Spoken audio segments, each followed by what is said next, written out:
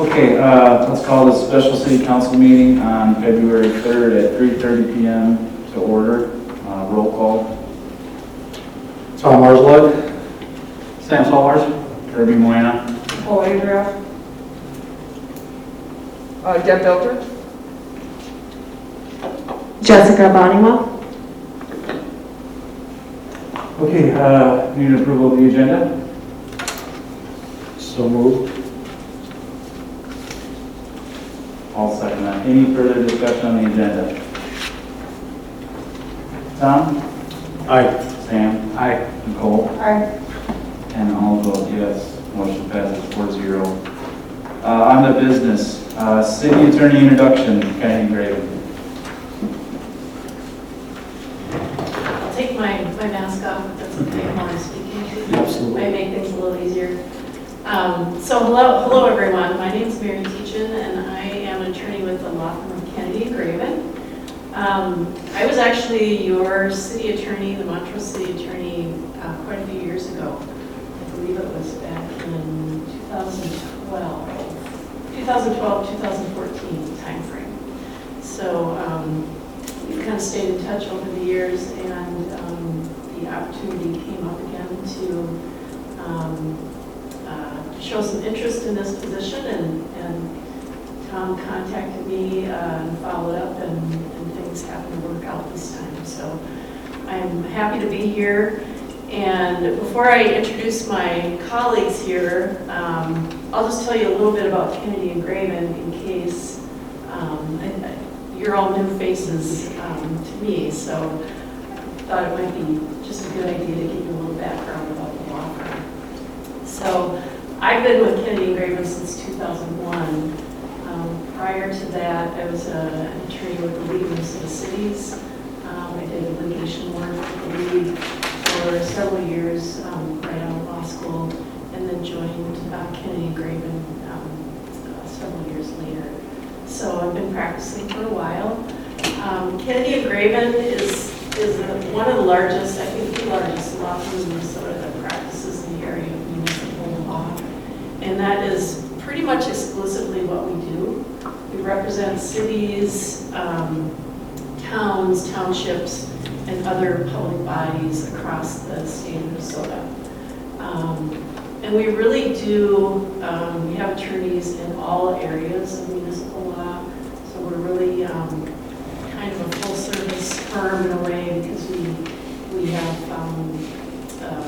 we work in the area of bond law, so public finance, we do a lot of development work, including tax increment financing. This is not my area of expertise, but we do have attorneys in our firm who work in that area. We have litigators who work with cities when that need arises. And so we really have experience across the board, and have attorneys who've been doing this for literally decades and have committed their entire professional practices to working with cities and other public bodies. So personally, I've been I was a litigator, and then moved into the city attorney work when I started with Kennedy and Graven, and currently I'm the city attorney with 5 other cities. That sounds like a lot, but we also have a lot of help, so we spread the work around. And in addition to my city attorney work, I also do some more specialized work in the area of employment and labor law.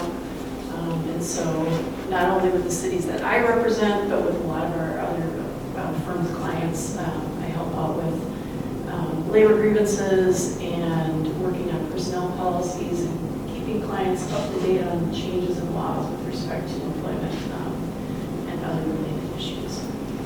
So with that, again, happy to be back and eager to begin working with you guys again. With me, and I'll let these two introduce themselves, but Joe and Sam are a couple of our newer associates, and they joined us within the last couple of years.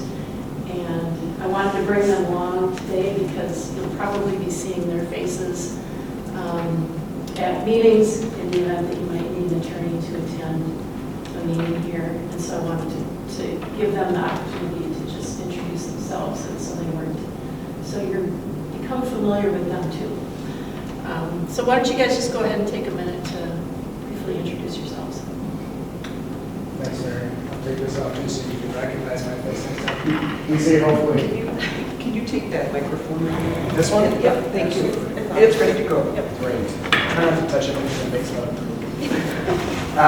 As Mary said, I've been with Kennedy Raven for about a year and a half now.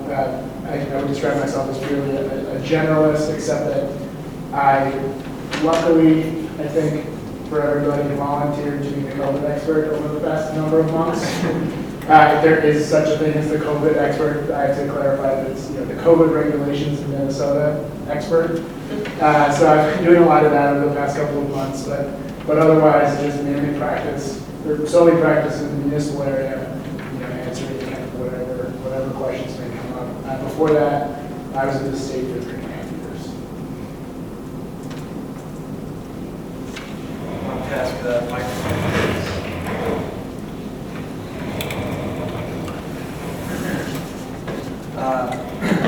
My name is Sam Ketchum. Similar to Joe, I'm kind of a generalist in our municipal group.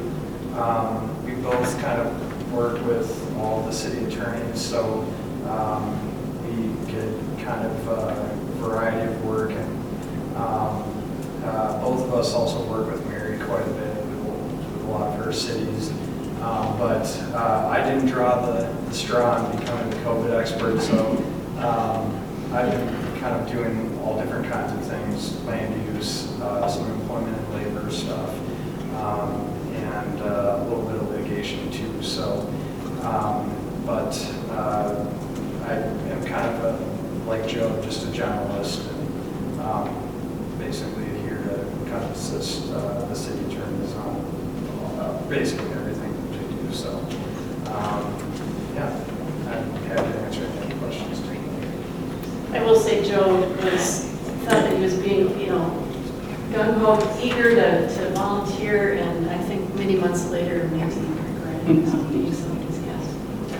But it is nice to have somebody who is up to speed on all of those COVID issues, because obviously, as you all know, it's become our day-to-day life.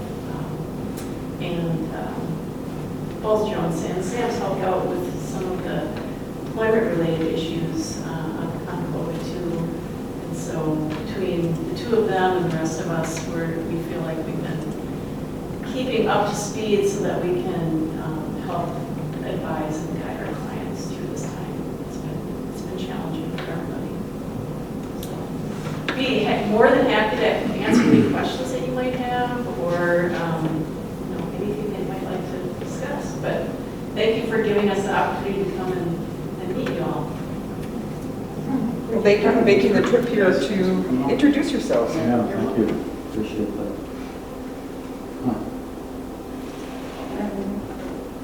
We just need Joe and Sam to write their last names for me for the minutes, please. Yeah, well, sure. Okay. Okay. Just on a piece of paper for you? Yeah, sure. Perfect, thank you. Anybody have any questions for them? I'm not really kind of with a really good reputation, so the reputation precedes you. And just so the rest of the council knows, I have contacted Campbell and Knutson, and I have been CCing Ms. Tejan on the emails, and they are going to work with her to make the transition so that we're ready to go by March 1st. Yes. And I continue, any city business that we have that I know needs to be brought to her attention, I started doing that this week, and Ms. Bonnie will keep that up, just so that she knows where we are at, so they can hit the ground running. Great, and I really appreciate that. I also spoke with James Monge on the phone, I think that was yesterday, and he was helpful and kind of told me about a couple of things you have pending. So that was great. It doesn't sound like there's any physical files that really need to be transferred over to us. I think he may be sending some things back to the city. But certainly if there are any files that we need, we can always just touch base and you can let me know. Just one other thing I'll touch on process-wise. Obviously, we would generally work through, you're all more than welcome to contact me directly anytime. Typically, we would work through the city administrator with questions. An email obviously is a great way, and phone calls anytime. I try very hard to be responsive within a day if I can, or the next day.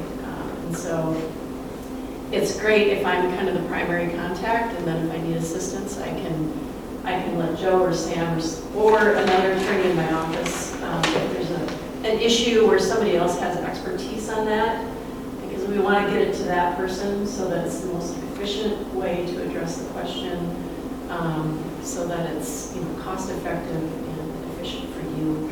So, but I just like to be the main contact so that I'm aware of what's happening, and that's just a way to sort of oversee and make sure that things are getting done also. And then also, so you know, Miss Manson is back from vacation, and we have been discussing with her. It looks like she wants to go back to what we did with you before with the retainer, because that way it's easier for budgeting. So Okay, she'll get in touch with you to talk about that. okay, that sounds Okay. good. All right, very good. Do you have any questions for us? I know that you have some potential labor issues coming up that we'll likely have to deal with in the near future. But are there any like major things on the horizon that you would like us to know about right now? I think the only really big thing that, especially with your expertise in bonding, is our street project that we have for next year and the year or two after that, and then possible other water stuff that we may have to deal with in the future. That's about the only really big things. Okay, well, that's good to know. And if that's something that you want Kennedy and Graven to be involved in, we can certainly get that stuff to the right person. So, you guys have any questions? All right. Thanks for coming out. Yeah, great. Thank you so Seeing much, all. nice to meet you. Okay. Have a safe trip back. Just leave it here.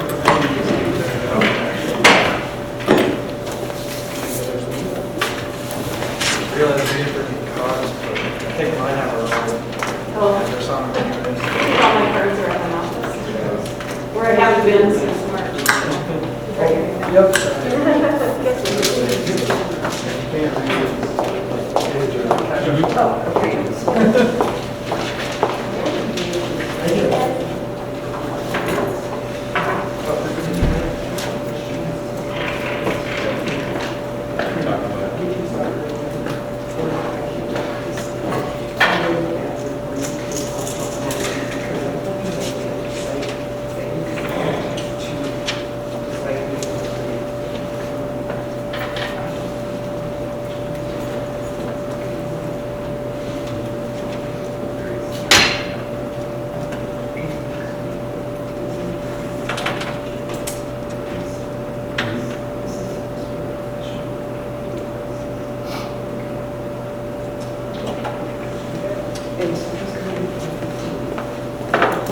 Okay, there is pop.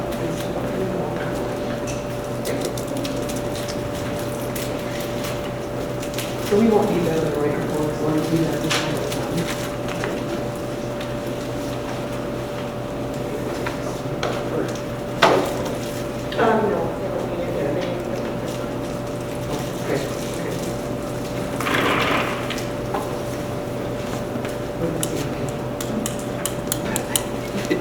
Taking it.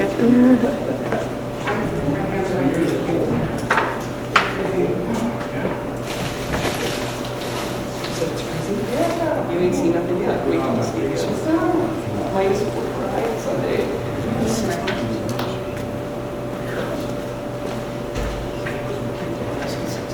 Why'd you keep on doing this?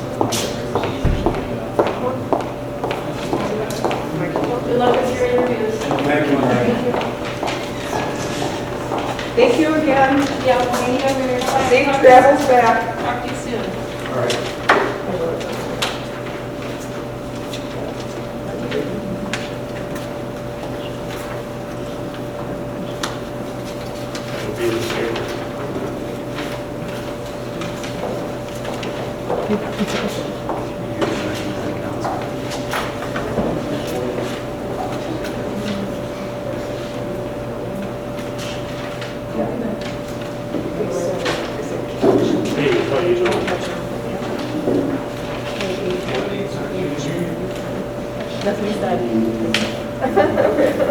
Thank you.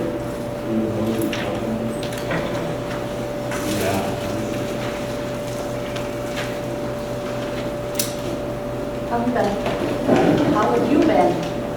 How have you been?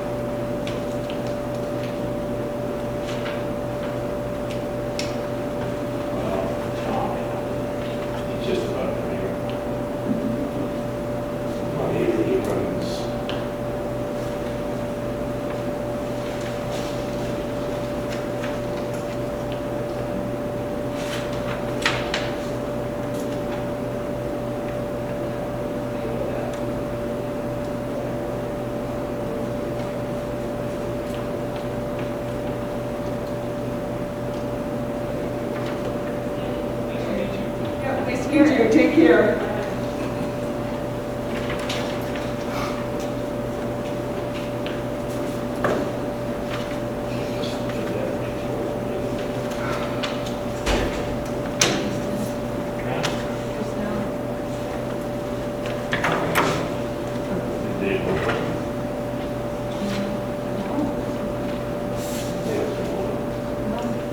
I'm so wait.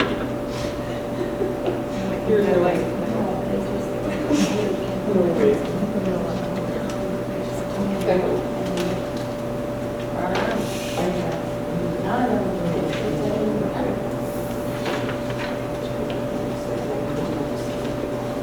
Oh, Mayor Moynihan. Mayor Moynihan, just so you know, that resolution that Greater Minnesota City's recommending, I'm just going to put a sample on it to discuss at the meeting. Because as I reviewed it today, there's a bunch of stuff that we have to do in there. And when we get stuff back, does not have time. So then we can just have it there. And then the same thing with your mayor appointments. All you need to do is talk to whoever you decide on and see which spots they want to take, and then just let Jess and I know, and then we'll get that ready for March. Okay, we won't talk about it, it's Rich Council. Okay, it's almost over.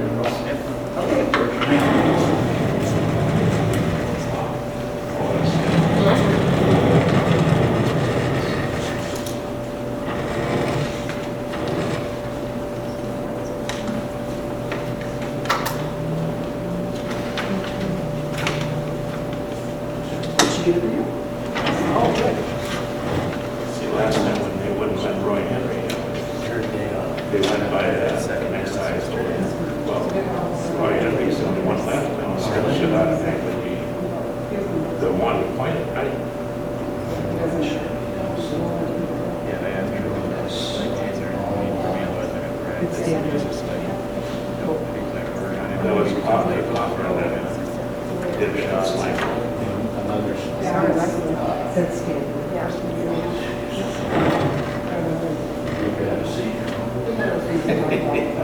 I can get it quick.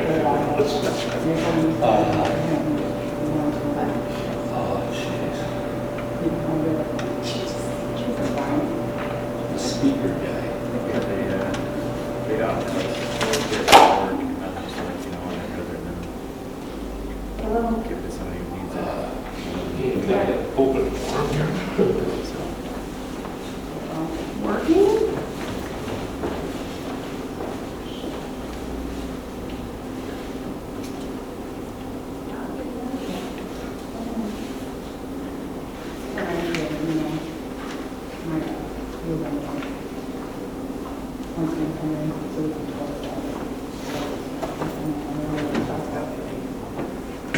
See how that goes? Yeah. Well, as soon as, I will tell you right now that if one of the things that's going to go wrong, I am not going to. There is no. Yeah, well, then, you know, we were supposed to make our decision. And if he starts. I just replied, I mean, say that on it, so. Yeah, residential. Yeah, it's in that tier 1 of the. But yeah, I mean, I was just like, can I give it to Shirley? You know, they're like, oh, we're on the out. Oh, sure, I can give it to someone. It's a folder, I've got an email. Email.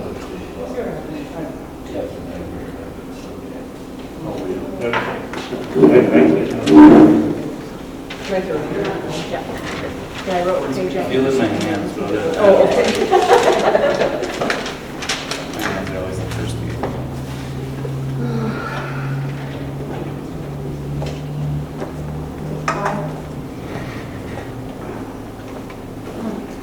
Okay.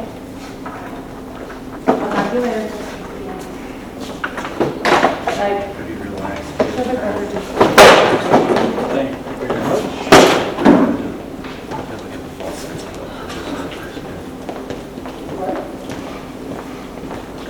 It'll get the full sense of it. Future children.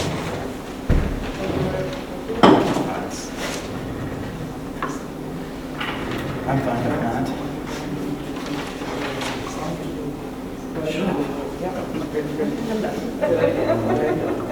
But she's to the point now, she's just like, oh, yeah. You could get up overnight, so I'm like, it's gonna be a while.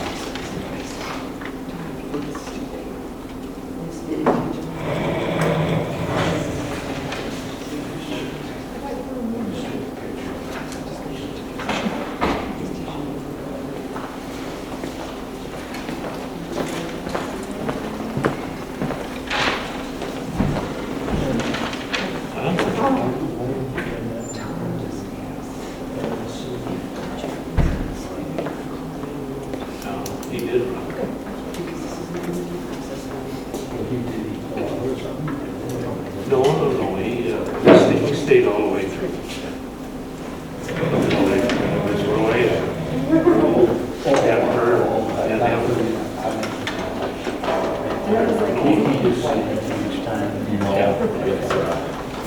I never got a chance to talk to him before election. I was wondering if he still was interested. He should have coming tomorrow. I remember what we did. But it was, I mean, I was surprised that so recording sound, it's just not a picture. yeah. Yeah, and then he is also going to look at the sound levels. Yeah, I'll just keep it that way. Okay. It's bad. He was in I saw that video at City Hall at 3 o'clock. One of the representatives from Randy's and That's why they got away with it. comes to both meeting and Lady Ray to talk about No. it. So Aaron Wayne told them that it's okay. And then Yeah, but they are the agenda. they just project finished. Right. Yeah, that's why they appointed him. Because they made a special council meeting, then they voted on it. But they didn't. There's no vote. And we've been here the whole time. There was no vote. Did you mistake? No. No, They got I don't know. it. Come on. They know, January. second COVID shot, it sucks. Attorney retired. Oh, okay. Consultant. Yeah. So I'm getting ready to work till they do that. And there's no relief. Go pull back behind the house. The new mayor over there. Like, I'm just going. Call her. She was Sorry to hear that. Thank goodness I know they were getting it. No, it's weird, it's like a really bad cold. He did one that It's chills, real low grade fever, 99. That's like what it was when I had one. And normally I'm at like. Unions is Pretty high. And never go. well, that's winter's so tough. I don't know, but you know, on Facebook, See what happens after people are days. happy that they got a 4% raise. Oh, these? What about the people that got a 9%? Just like it was. Big truck in that. I'm surprised we took. Why, I hope he did, but Yes, they all on got Facebook. one of those shells. I know. You know, maybe 1.5%, 2%. Yeah. Why are we giving 4% now? And they also mentioned about the meetings being during the daytime, and nobody who was so much, who was pay your taxes and stuff. No, we already answered. A couple of them did say that, yeah. Yeah. It's our own fault, nobody's like. Yeah, that's right. There was somebody. There was somebody out there. Or the wrong one. Okay. Okay. Be like. Mine goes past the way. Yeah. Okay. So when it's deadly. Okay, take care. I'll try. I hope it wears off. Yeah, I will.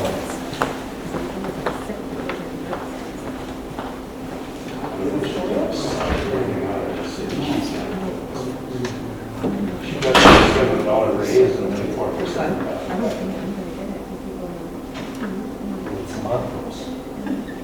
Huh? Did that with Boys. There was 12 original. And now, 12% of bill is $7 raise. Hello, Christina. Hello. We're gonna have you sit right here. And you have a pad of paper and pen for you, because if they ask you a question and you're not sure, and you want them to ask it again, feel free to ask them to ask it again and just write it down. Okay. Water in case you need it. And, I don't know, anything else? Huh? They'll ask you a series of questions. It'll last 1.5 hours. And like I said, if you are just write it down. Okay? Okay. And take your time. Yeah, Answer. You don't yeah. have to answer right away. Just take your time. If you Okay. get an answer.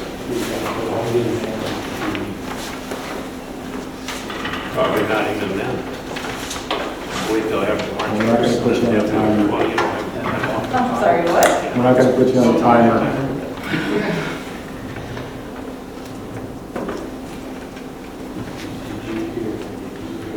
Whenever you're ready. I'm ready. Which scale was that? Right. In regards to that. I wish somebody would. Can we be quiet, please? Thank you. Mike? Ready. What does that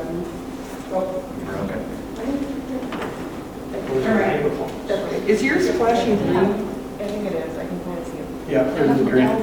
Okay. Hi, Christina. All right, first question I guess I have is, what do you believe are the three greatest strengths the city of Montrose has?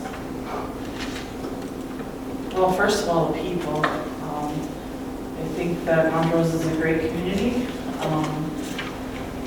I see a lot of positivity, a lot of helping others, very neighborly community, and I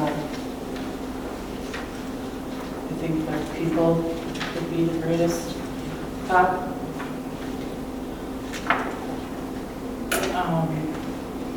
You said the top three assets? Or strengths? Or strengths?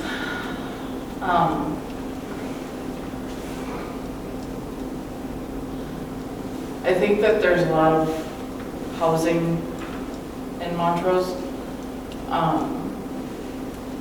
I'd like to see more businesses, but we obviously need more housing to bring that in, from what I understand. City council is a new venture for me, so it's something that I'm willing to learn. But I think that that would be, the top three would be the people first, and the housing and the businesses.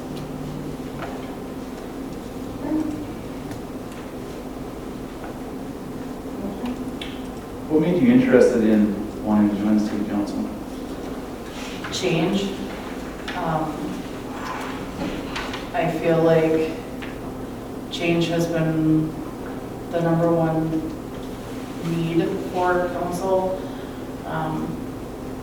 New mayoral person and new city council people are bringing in change, and I think that I could be a good asset to that group, to your group.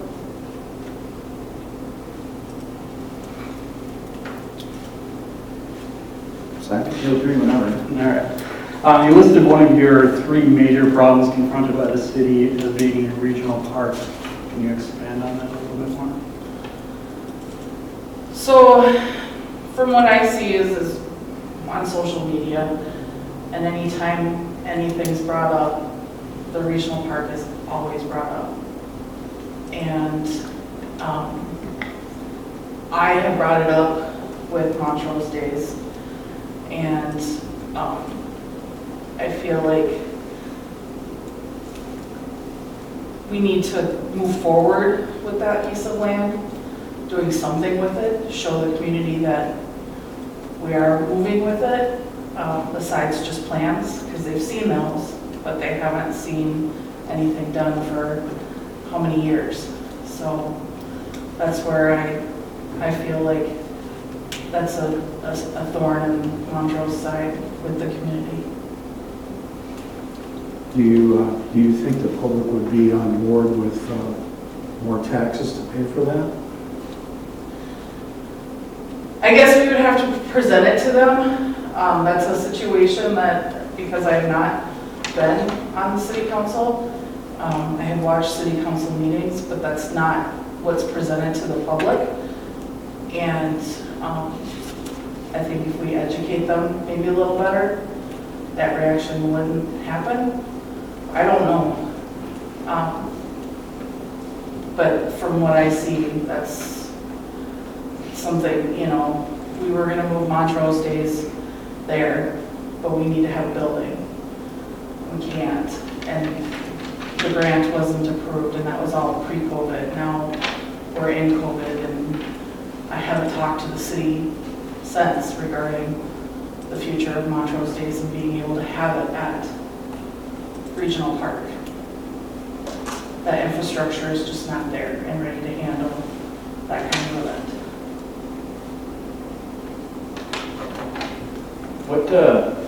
What's your favorite part about being on the Montrose Days Committee? The people, interacting with people, planning and organizing. I'm naturally a leader and naturally will take over things. Could be good, could be bad, but just the planning and organizing and the group of people that we work with are committee members and board are great people, and I've made long-lasting friendships from that group. What's a goal you have if you were to join, like what's something that you'd like to achieve? It's hard for me to say what my goal would be or what I would want to achieve. Because I don't have an agenda coming in. I don't have changes I want to see made. I want to help move the community forward and do what I can to help and help in those decisions. I would want to see positive change and be, not saying I would be that person, but I want to see a positive change in the way that the community looks at the city council.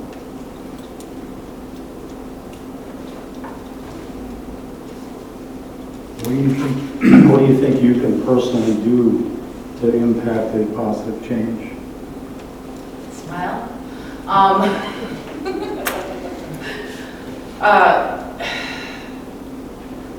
I'm a naturally positive person, and so I look for the positive in things. Maybe different perspective of looking at items. I have been, professionally, I've been in purchasing. I was in the nutraceutical field for 14 years, and now I'm in the pharmaceutical field.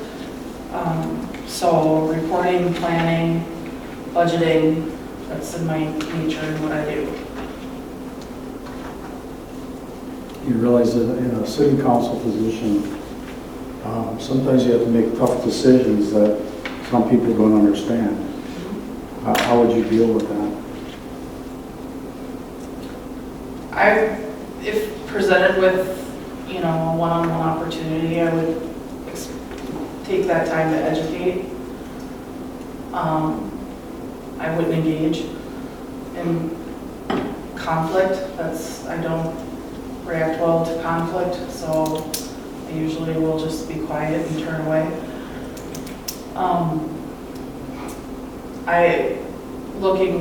Using my professional experience and seeing the manufacturing side of nutraceutical stuff and pharmaceutical stuff, I see a lot of where the community at large or the population of the world is not educated.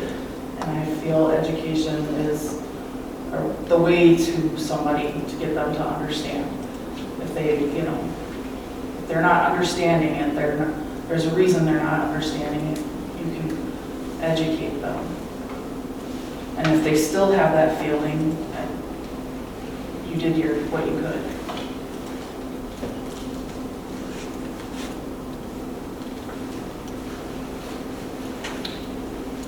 What do you think the biggest struggle is with Montrose Days? Volunteers. What would you do to try to drive some more volunteers? I have been doing everything in my power to try and get volunteers. I've been talking with people that I know in the community. I've been posting on Facebook, talking to the board members, to the committee members, asking them to try and recruit friends. And people are interested. They don't want to see it go away, but nobody wants to make the commitment to work it or to come to a meeting once a month. they have children's activities or other personal issues, and it's not a priority for them.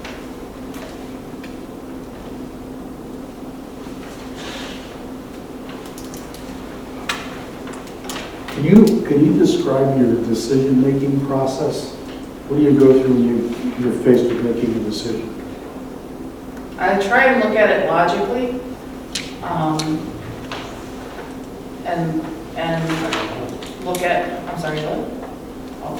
I try and look at it logically and look at it like from a financial aspect, from a planning aspect, and weigh all the options before making a final decision. Even then, maybe sometimes, and I do it all the time in my personal life, I'll make a preliminary decision and then change my mind. So I try, and if it's a big decision, I'll try and sit on it for a little bit, but I weigh all options. I educate myself on what each option would be.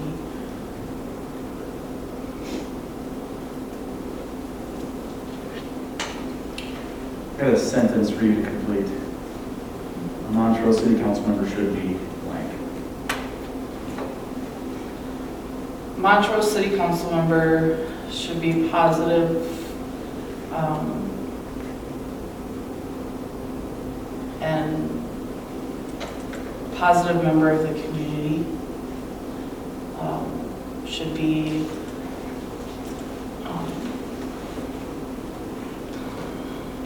someone that the community looks up to and can trust.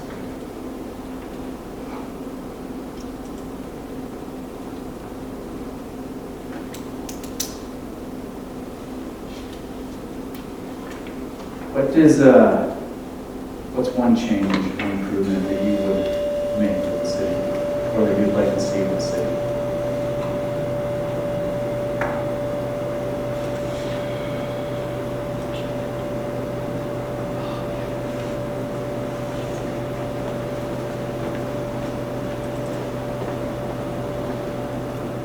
I guess that would be really hard to say, but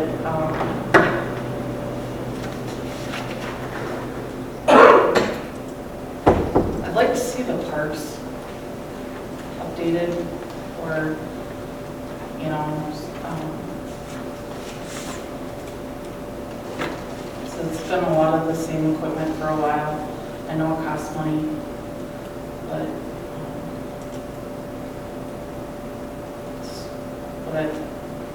it's something that I've noticed is that the parks are old when you go to other communities.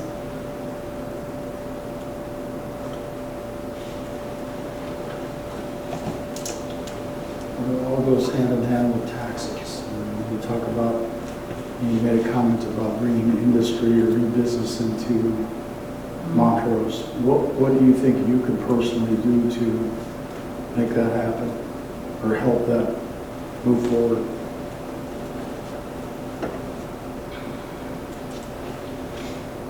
Well, I guess I would have to see, I don't know what land is available, what could be, land could be you know, we could get more industrial land in town. So I'm not sure what's available, but, and I'm not sure what's been in the works or what is in the works. But that's something that I'm more than willing to tackle and work on. And I wouldn't know how to start that process because I've never been in city council or talked to a land developer about bringing business in. There's, you know, the old Casey's is still empty. And looking at trying to, you know, get someone in there, but I'm not sure how you would get it out to get a business in there, what is required of that. Do you spend the time to read minutes or look at, you know, when we have meetings, you know, council meets, EDA meets, planning and zoning meets? Do you kind of watch that activity to see what's going on? So I have been watching the minutes probably for the last year, skimming them, and also watching not every city council meeting, but most. I have not watched or read the minutes of planning or zoning. What do you think, or what do you consider the role and responsibilities that a city council member should have or be? Well, it's ordinances and policies of the city.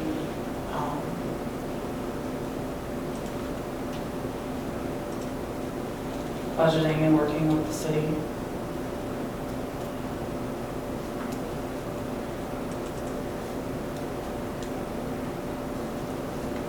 How do you feel about chickens? How do you feel about chickens? I'm chicken neutral. As long as they are not running in the road and they're being cleaned up after. See, I would have said fried with some mashed potatoes. Too many bones. What do you think your biggest struggle would be if you were part of the city council? Probably handling negativity thrown at me or somebody walking up and yelling in my face, if that ever happens. That would probably be really hard for me. I'm the type of person that wants everybody to like them. I like to contribute and like I said, keep it positive and moving, you know.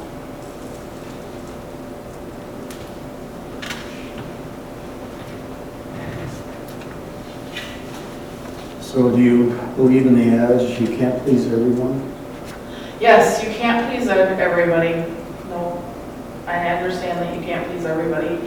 I get a lot of feedback with Montrose Days, and you can't keep everybody happy, you know.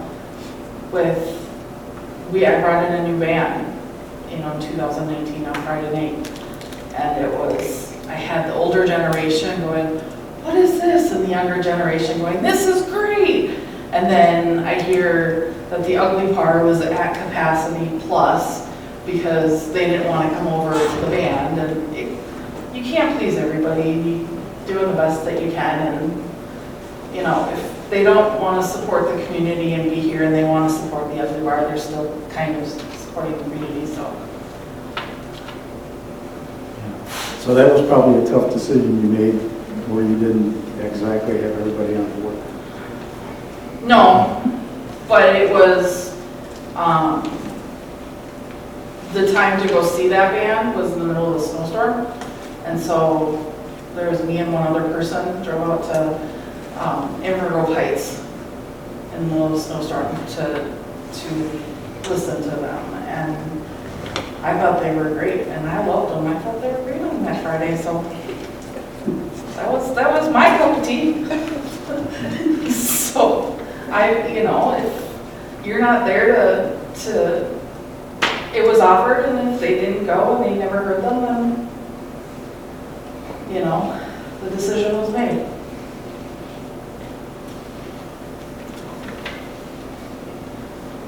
I got one more question. If Montrose was granted $1 million, what would you do to improve Montrose?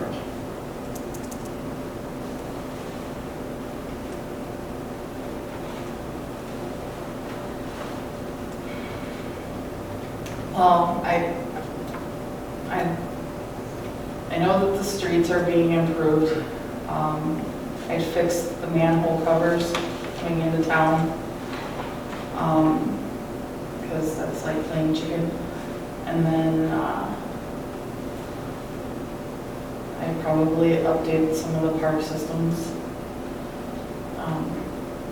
things that the community uses.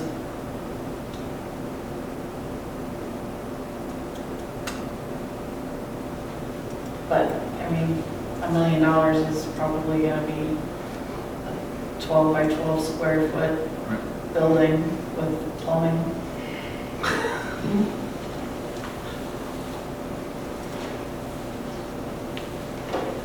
Do you have any scheduling issues with making our monthly meetings that are at 7 o'clock, or once in a while we'll have workshops like this that are earlier in the night / early, late evening? Is there any issues making any of those meetings? No, my normal business hours are 7 to 3:30 and I work from home. I do go into my office rarely on occasion. I'm usually home prior to lunchtime. So I'm salary. If I need to leave early, I can leave early and work late another night or whatever I need to do.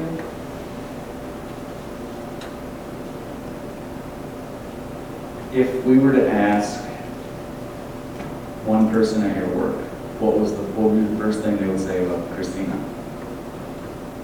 That Christina brings light and positive energy and is reliable.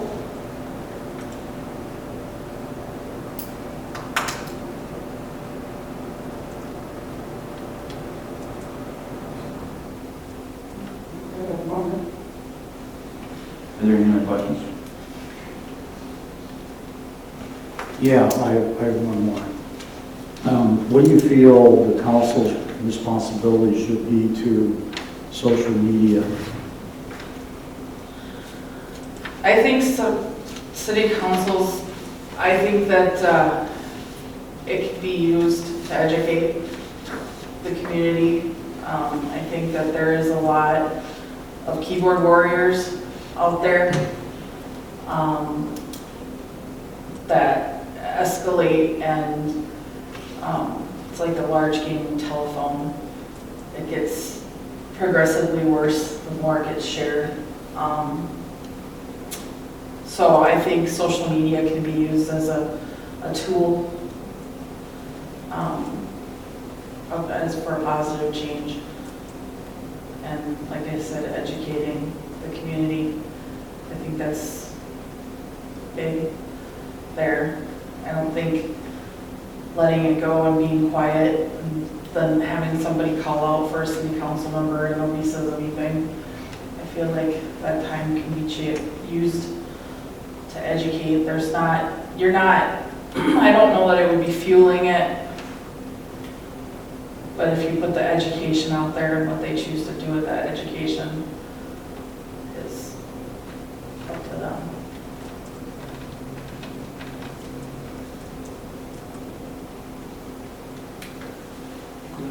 I don't have any questions here.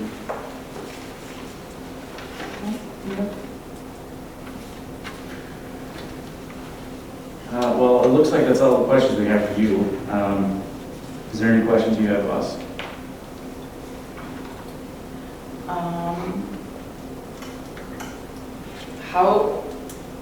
What was it like coming into city council? And what has been the hardest decision that you've had to make?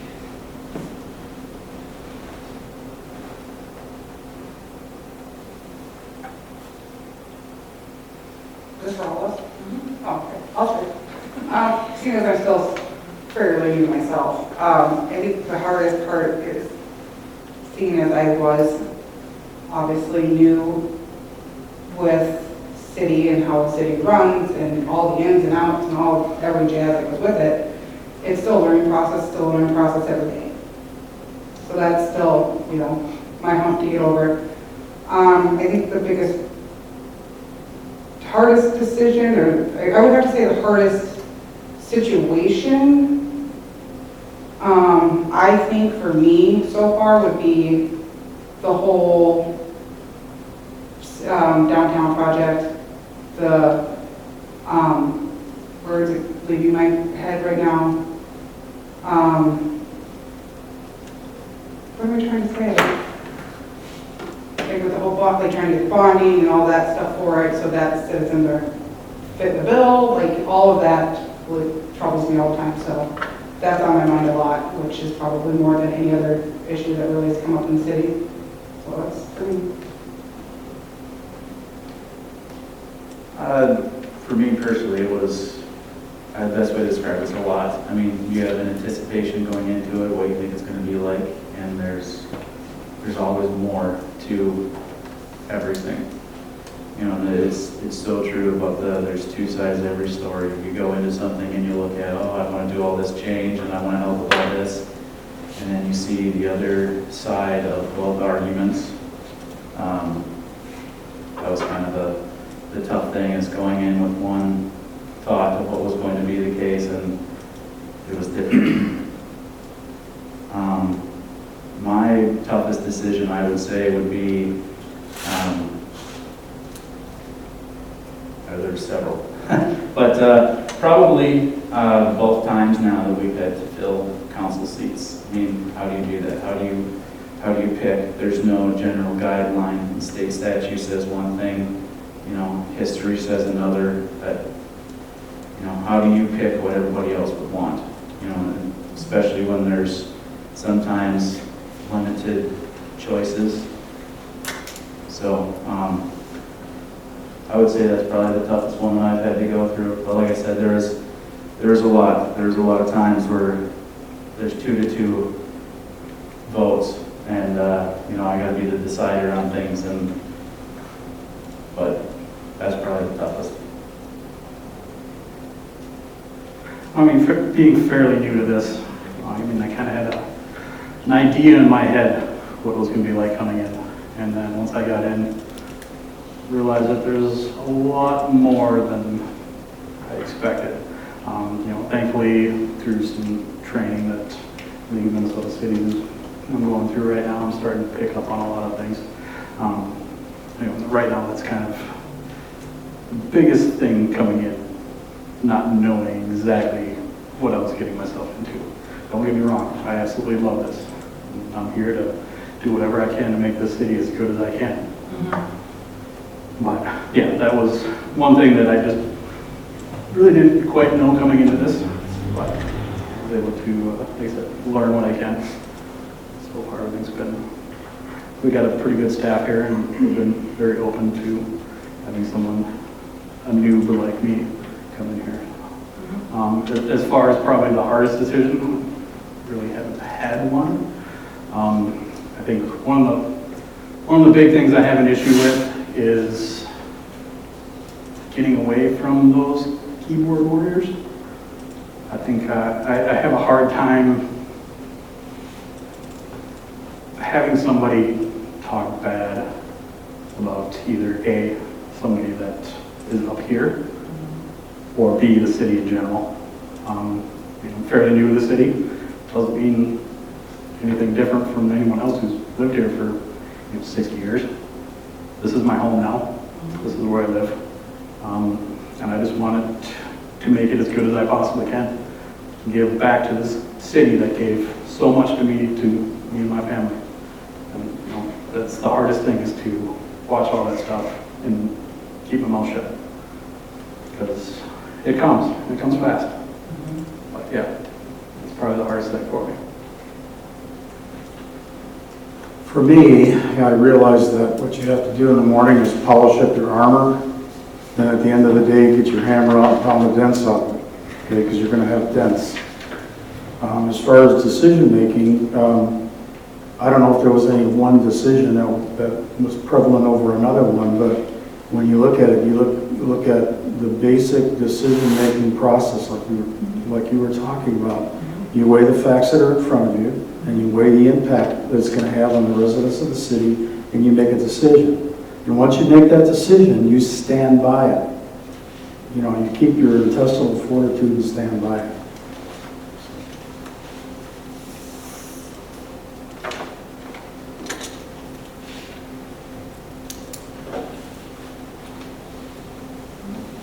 Well, yeah, if we don't have any more questions, so thanks for coming. No, yeah, thank you guys for the time and Yeah, thanks for hearing me staying. out. And, you know, like I said, I've been in community, I've been working with the community with Montrose Days, and I'd like to see, you know, to extend that work, because I want, you know, positive impact on the communities. What would be if we're all in an elevator, what would be your 30-second elevator speech? My 30-second Elevator speech, yeah. Elevator to what? What are we doing? Well, it just, people trapped in an elevator. Oh, would we're be trapped in an elevator? Trying to tell people who Christine Oswald is. You know, I'm just a fun-loving person. You know, I'm looking for the joke in life.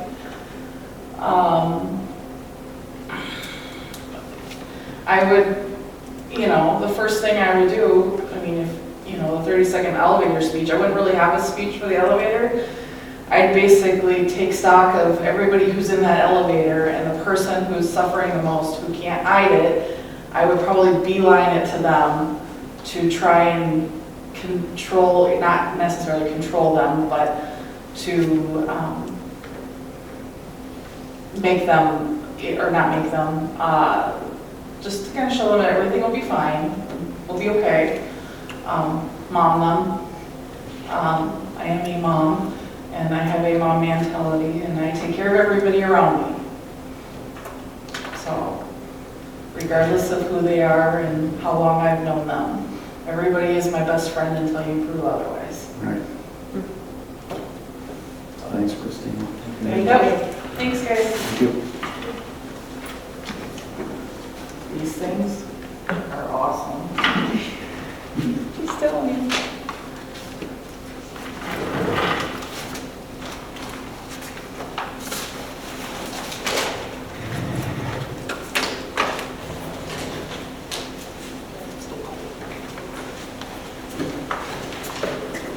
Yeah, that keeps going.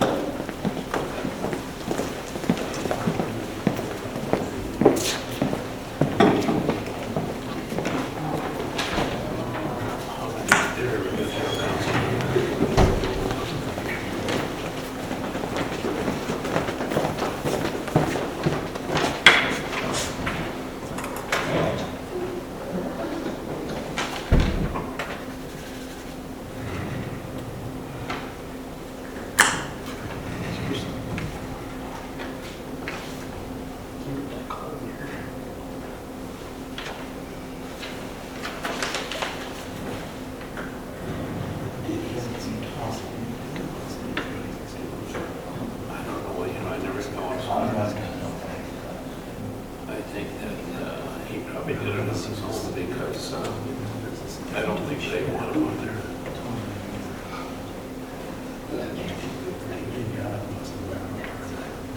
He's probably the best on there. Because he was a mayor, you know.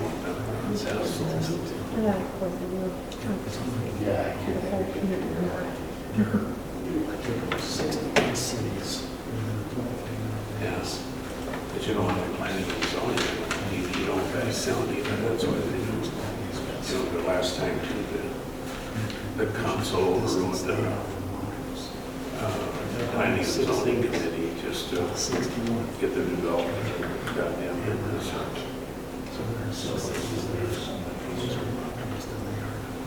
So they, in the process of selling that to Gary Palmer.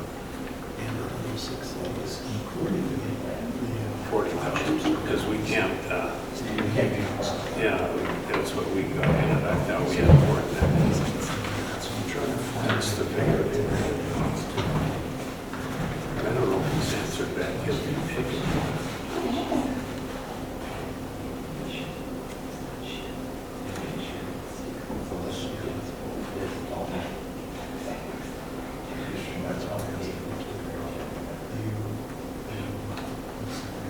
No, I think that going to come up just to the tail end here of the year.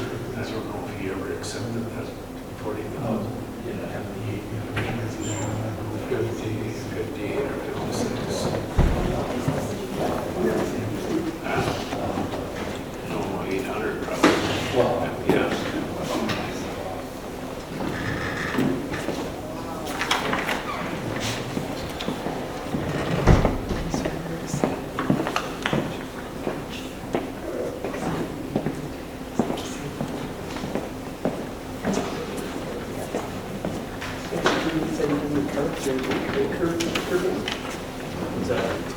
said you were doing what you got to say. Yep. Freeman. Is the one that tried to get on.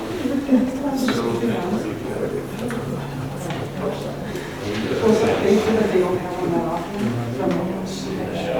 Where? Yes.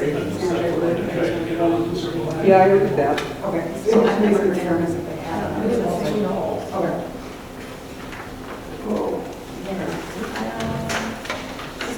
Oh, where's your give it to me? This application on the highway. Besides the minutes on the agenda for next Monday for ED, you want to do an update? Do you want to do an update? It really isn't much. If you go through the minutes, it really isn't much. There really isn't any. So I'm just going to put the minutes on.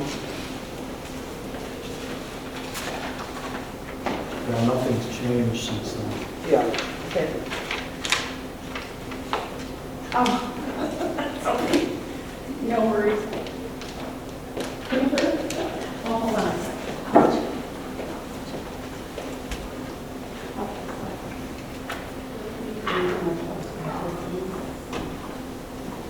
Oh, yeah, we can talk now if you'd like. Oh, I just want to. Yeah.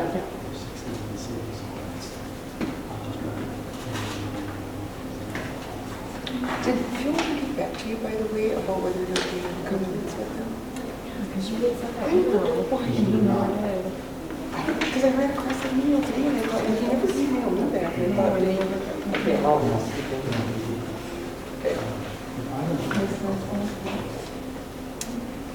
Because in my time, I left there in 2004. Still, I heard McDonald's is trying to get into Howard Lake. No, because you want Yeah. They're trying to get into Howard Lake, the city. Oh, yeah. Or she worked there, actually, she worked there. Because I worked there after college for a while. I worked with the intersection. It's friends with the family, basically. I mean, he's been my friend for years, but they said they. I just remember that Every about a year and a they half, were planning it they're when I out was there on. by It quite a had to bit. be, it had to be after that because, or it had to be before that because I remember the Fairdays? first year when they put that, our municipal liquor store out there, they never thought that it would He's owned that so long. reduce, it would be like 3 times the amount that they thought it would.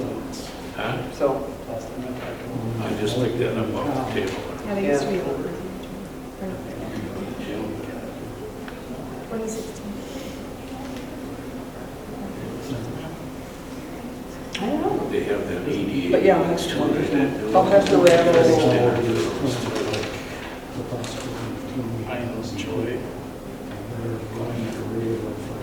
Yeah, yeah. Yeah, no, so I'll just skip one time and then you can just go through the rest. And then if you're saying, oh, you really don't want to talk about them, just don't do it. Yeah. Okay.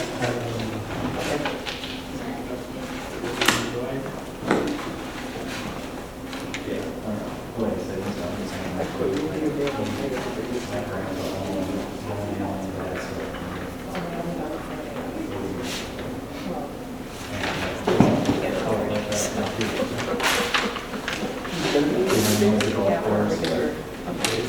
When did we get it? Thursday.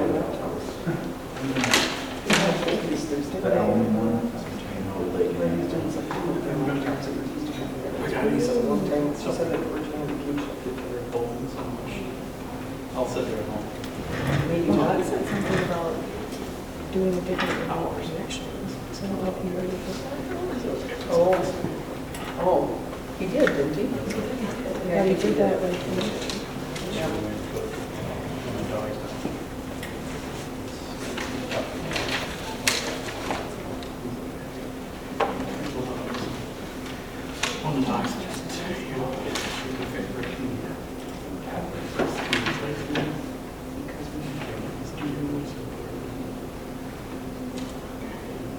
Talk it out.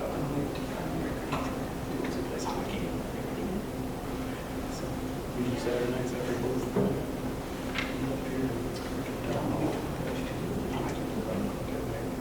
To you. Every once in a while I've gone up there. And there's a kid up that usually rents out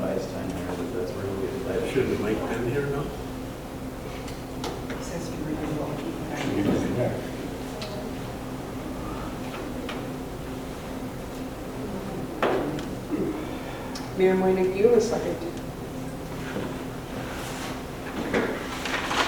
I was going to put on the agenda the Personnel and Employee Relations Committee, because we have to amend her job description for state administrator to include labor union negotiations with Grafton. We have to approve Wayne's job description, adding that he's under supervision. And she's got most of her contract ready, and I can't wait to get that negotiated that way, but he's officially to March. Wait till March. So wait till March. Yeah, that's probably a good idea. Okay. So is there anything else that we have to, oh, the advertising for that. Yeah. Okay. Yeah, that works. Okay, thank you.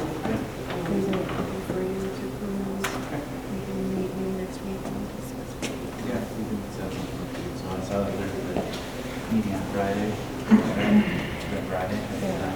You don't have to, but I asked Yeah, I saw it. Jared to invite you and Tom because you were wondering about the magnet. And he's going to go over the steps of what they're going to do. They prepared a letter already with residents and so. Good. Okay. Yeah, and then hopefully those federal grants, maybe we can find something in there too. So we can set up a time to sit down with her at some point. Okay, yeah. I haven't even looked at it. Yeah. I got your email, but we've been so busy Yeah, this well, week. and that's fine. And they're working on their computer system, so half the time we don't have a computer this week. Yeah, she's out of doctor's office. It's been a work. Yeah, she sent some links for federal grants too, so. Yep. Yeah. I'll forward those to Jared and Justin. Okay. Thanks. Okay, so that's everything that's been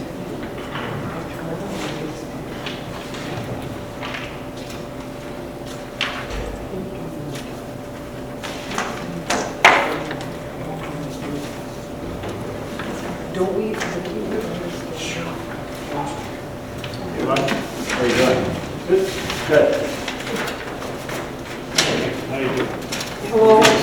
You want me to Mike, sit you're down? gonna just sit right here. Okay. And then there is tab paper in case you want to write your questions down. This is just going to be very casual. Sure. And they'll ask you questions, and if you don't understand the question or you want them to repeat it, please don't hesitate to ask. Alrighty. Okay, and then they'll take turns asking you a series of questions. Okay? Okay. Hi, I'm Nicole. Hi, Nicole. I guess my first question.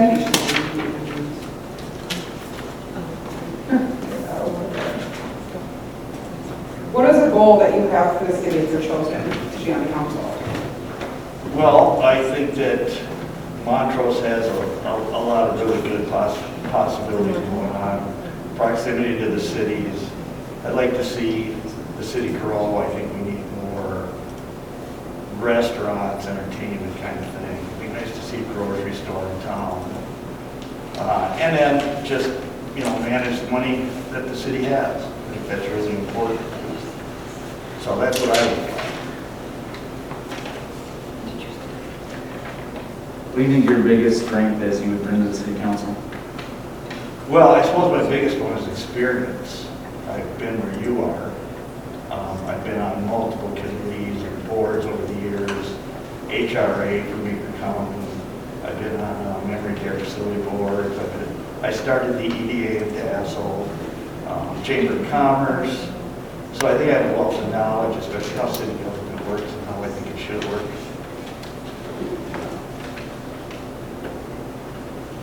Listed here that one of your three major problems you brought into the city is good land management. Can you expand on that a little bit more? Well, I guess when I look at the solar fields, for instance, I know that you have a certain amount of latitude in what you can do and where you can put them. The one that you put up at 25 and 12, it seems like that would be an ideal spot to expand for business and things like that. You're in a big lease now with it. We looked at planning and zoning. We had someone come in and want to put it on by the water treatment plant or sewer plant, which I think is a perfect thing. It's kind of out of sight, out of mind. You got to pay attention to stuff like that because it really is a bit of an eyesore when you drive down 25 South because none of that is covered up. And so it's just things like that. And then I think from what I've learned from being on planning and zoning, the preserve has got some issues. And I think that's a huge thing for the city to grow with. There's a lot of lots out there. So I think getting that under control and ready to go is really important. Because I think everybody knows, and we've already seen it, people are going to be moving out this way. Because west is really the only undeveloped direction out of the cities. Every other way, there's people everywhere. So I think that's important. Thank you. Yep. You made the comment about getting more business to town, like a grocery store. How would you personally go about doing that?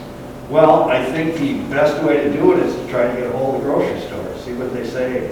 I'm sure you've done it, and I know that when I was in Dassel, we got somewhat lucky in the fact that we had a grocery store that was the owner was literally going to shut it down in 2 weeks. We found someone that came in and wanted to buy it. The city helped them out with a low-interest short-term loan, and then it took off from there and it's still a business. And you guys don't have that luxury. So somehow, you've got to convince somebody that Montrose is going to grow to the point where they're going to be ready for it, they'll see the rooftops, because I know that's really what they're looking for. And I think you got to have a strong EDA. I think that's a huge part of it too. Because they're really the ones that are going to back everything up, as far as generating interest in the community. Are you aware of anything going on there now? Well, I've heard talk of Alden and Nick Corbett, who you know and I know. He is they work for BP Drywall, and I know that they do a lot of Aldens, and I know that they're looking around all over the place. So that's the only thing I heard, and that's why I mentioned Alden. And I think a big part of your shopping experience for people is if they can get their groceries and they can get their gas and, get lunch, get dinner, it's all a big part of it. If they're always going to Buffalo or they're always going to Elmo, we're losing that. And that's sales tax money, which we all know about LGA, reporting now.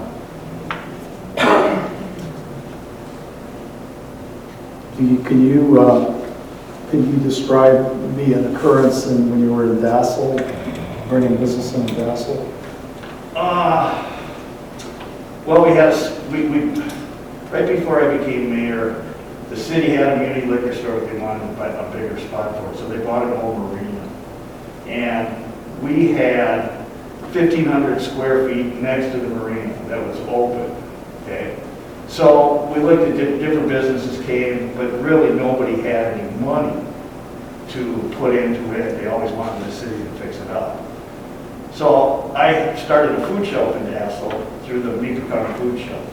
The guy I did it with, who was the president of the Meeker County Food Shelf at the time, Dale Miller, is the president of ProWorks, which is a company that helps vulnerable adults get jobs and houses them for the day. And we got together and thought, they're getting their funds cut all the time, so we worked out a deal where they're a nonprofit. I rented them the space, or the city rented them the space, and we only took 15% of their gross to start with, up to a limit of what we wanted to get for a monthly rate. We got that within 7 months, and they've been in there ever since.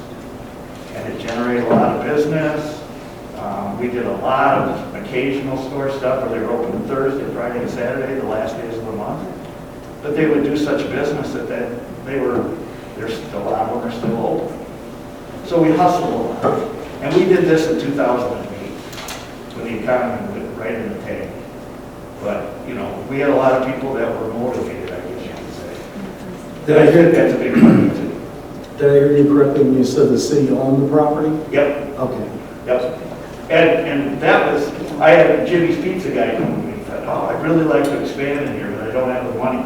Well, then another guy that owned another pizza parlor in town, he hears about it, and I said, you know, I'm not giving anybody anything. So when the nonprofit came along, it was the perfect fit because it really didn't offend anyone. And everybody benefits by it because they sell clothes cheaply to the community, plus they employ it. So it worked out good.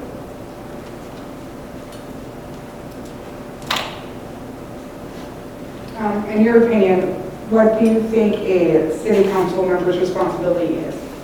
Well, I think the first thing you do is you have to show up to meetings and know what you're talking about. Know what's on the agenda for the evening.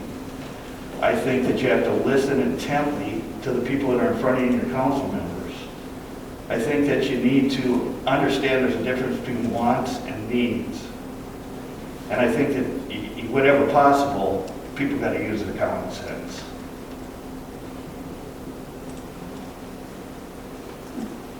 If we were to ask people that you were on city council with in Dassel or the EDA, what would be the first thing they'd say about Mike?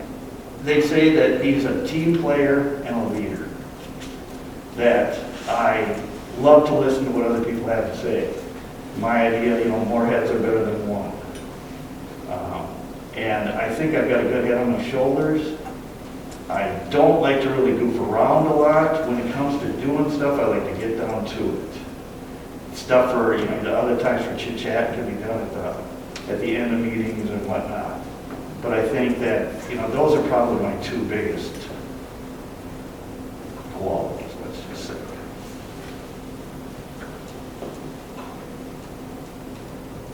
And I'm not a bully. What do you think the biggest struggle is of getting businesses to come to Montrose? I would say the biggest struggle for Montrose is the fact that we don't really have a true downtown. And we got 12. And that's, you know, that's really it. That makes it hard. So, you know, I don't know how much of the, you know, the land opposite of the preserve down the road a little bit is, you know, that's available. You know, when there's 33 acres on the corner of 12 and 15 in Dassel, okay? And everybody's always been concerned that somebody's going to go up there and build on that 33 acres and crush the downtown. And nobody's ever done it for a host of reasons. But I kind of believe it would hurt the downtown if that was to happen. Unfortunately, in order for cities to move on, they got to kind of modernize and switch buildings over and things like that. So it's a you know, it's a touchy, you know, wall to walk, let's just say. It's a fine line. Yeah, it really is. You got to kind of take your opportunities when you get them. And nowadays, it's doubly hard. It really is. So.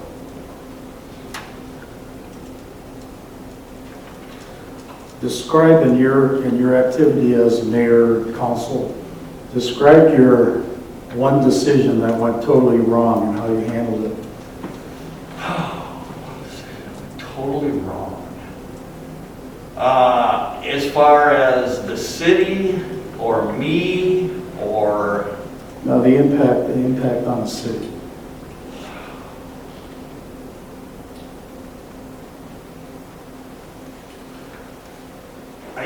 I'll be honest with you, I'm not trying to say that nothing bad ever happened, but the only real, and I'm sure some of you have probably heard about this, is the incident with the volunteer fire department. I don't know if you're aware of it or not, but there was a drinking incident that happened up at the fire hall where there was 3 guys up there. One was the captain, one was an officer, and one was training to be an officer. They got up there on a Saturday night. They left about 5:30 on Sunday morning. One of them did anyway. He, about 5 blocks later, plowed his car into a tree, just missing a woman jogging by. He ruptured his aorta when he hit the tree. If she wouldn't have been there, he would have died. So this all comes out. They were obviously inebriated when it all happened. I talked to the chief. I said, look, if this was an issue with the council, I wouldn't expect you to do something about it. I need you to handle this. He said he would, and then he didn't. He left it up to me. He said, I can't do it, you have to do it. So I talked to the fire department about what to do, and we came up with a plan. the plan was to strip the officers of their duty or their titles because you really can't find them. When I said, well, suspend them, they said that's just like giving them a vacation from having to meet the quota. And so the whole thing kind of hit the fan. We had a big meeting. There was 300 people packed into the city hall, and everybody just kind of went at it. And when it all came out, I suspended the chief for 30 days. And then I did what I did with the officers. That was in June. The vote came in November. I lost by 36 votes. So it split the town right down the middle. And that was probably the worst thing that happened. But I would do exactly what I did again, because somebody had to do something. And what I tried to explain to the fire department was that I was not as concerned about the city as I was the fact that the Relief Association's money, if that woman would have got hit or that firefighter would have died, it would be gone. There was absolutely nothing to protect it. And that was the point I was trying to get across to these guys, that, you know, what happened up here was really serious. And their thing was, what's the big deal? And half of the department wanted alcohol gone completely. And the other half said they'll quit if it's gone. So it was a tough thing. And a lot of departments changed up and down the policies after that happened. And I consulted the League of Minnesota Cities, and attorneys, and everybody else. And the league's got 2 different plans. I don't know if you dealt into it or not. One involves no alcohol at all. The other one involves you can have 1 or 2 beers or something. You know, beer is what they mentioned. Nobody's up there to monitor these people, so you know, it just kind of ended up being what it was. But that was probably the toughest thing that happened when I was in office, and that really split everybody right down. So, but as far as, you know, the day-to-day running of the city, you know, we had a truck come through town and take out some telephone poles and things like that, but nothing financially serious. Just had to deal with one bond that was never paid from Summit Hills development. And so that they were still collecting tax money on it, so I had to go through tax forfeiture on that. That was the benefit of the city, actually. So what you're saying basically is you stand by every decision you made and you have no regrets on it? No. Correct.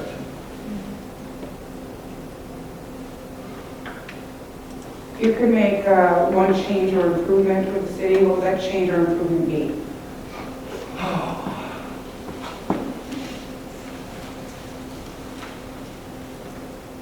Again, I think the best thing that can benefit us as a city is more things for people to do, whether that be restaurants or some sort of entertainment.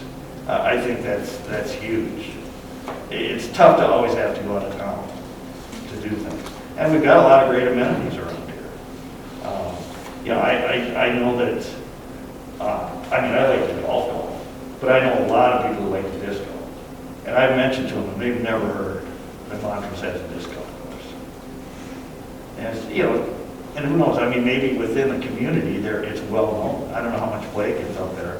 But it's you know, you got to promote what you have, and you got to try to expand on what you have.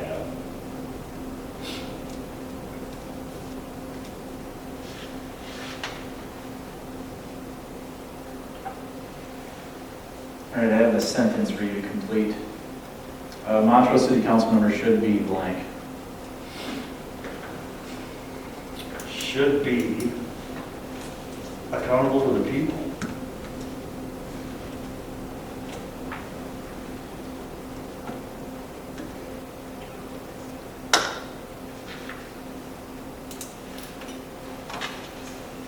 Okay, you're Mike Scanlon, you meet all of us in an elevator. Give us your 30-second elevator pitch on who you are. On who I am? Yeah. Well, I am a 62-year-old man who's about to retire in April. I've owned rental property for the past 20 years. I love to golf. I'm into horses. I like to ski. I'm active. I love living in Montrose. I live with my life partner, Amy. We've been together about 25 years. That's pretty much me. What's your favorite thing about living in Montrose? I've really enjoyed the people I've gotten to meet here. I think there's a lot of quality people. One of them is behind me, my neighbor, right there, Lloyd. Lloyd's a good man, and I've enjoyed getting to know him and my neighbors and whatnot. I think we fell in love with our house when we bought it. We live over on Brook Circle East and 7th. Love it over there. I think Montrose has got a lot of really good qualities. I just, you know, if you guys want to pick me for it, I'd love to be a part of it. I think I've got some, you know, some knowledge. I know what the terms mean. I'm kind of a turnkey as far as that goes. How do you feel about chickens? Oh, God, we're going to go through that again. Yes, we are. Well, I'll tell you what I voted in planning and zoning, which was no. Why do you vote no? Because I think that there's no good way to enforce the rule. You're going to turn it into the police having to go and chase people's chickens around. That's not their function. And I just think that it's a great idea, you know, in theory, but in practice, I think you're going to cause more trouble than it's worth. Neighbors are not going to enjoy chickens in their backyard. They don't want chickens in their backyard. Anybody that's driven by Forsman Farms knows that you get enough chicken in a spot and it stakes. So I stick by my no. That's principle. I'm going to ask you $1 million question. Not yet. You should be running for mayor. So you said you're retiring soon, so you'll have no conflict with meetings, whether they're evening or... No, end of April, last day of April, I'm done. I'll be all out. So, Congrats. well, thank you. Congrats. I'm looking forward to it. Mike, what's your impression of what's going on at the preserve? Well, since I've been on planning and zoning, you know, we probably had, I don't know, maybe 2 or 3 groups, I guess, or more to look at it. My understanding is that when they go to do the pressure test on the sewer system and that, I guess it's not good. There's issues with that. So I think the first thing that's got to get figured out is what's wrong with it and what's it going to cost to fix it and who's going to do it. How many lots are out there? So we don't have a formal plan. Yeah, it's not. Oh, okay, well, I thought. It's in the process of changing. 99. I'm sorry? Sorry. Oh, no, how many lots are out there? So they have plans, so they have no idea. It's changing. Because I thought I heard one time 400. But, because, you know, they show that sign, like, it looks like it's with plat. But I don't know how much of that, you know, is there any room for retail out there? Is it all residential? I mean, you know, obviously change zoning and things like that, but how many acres, 53 acres out there, is that right? 52, 52? almost 53. So I guess you know, I guess I'm just going off of what I've heard in planning and zoning. That would be my first thing is, you know, what's going on with that. Just purely can't move before you know whether your infrastructure is good or not. And is that owned by the city? We have Or is a it a- contract of sale with the Bremer Group. But the city owns it now. They did, yes, they did. They got it in tax forfeiture. Okay, so they went through that. Yeah, I mean, I think it's a huge deal. Obviously, it's a great asset to have right now because I think, you know, people are going to be moving on. I know two couples that lived in Minneapolis for 30 years. Well, they both moved out. I'm just tired. Can't understand why. I can't either. But, you know, my opinion is, get them out here.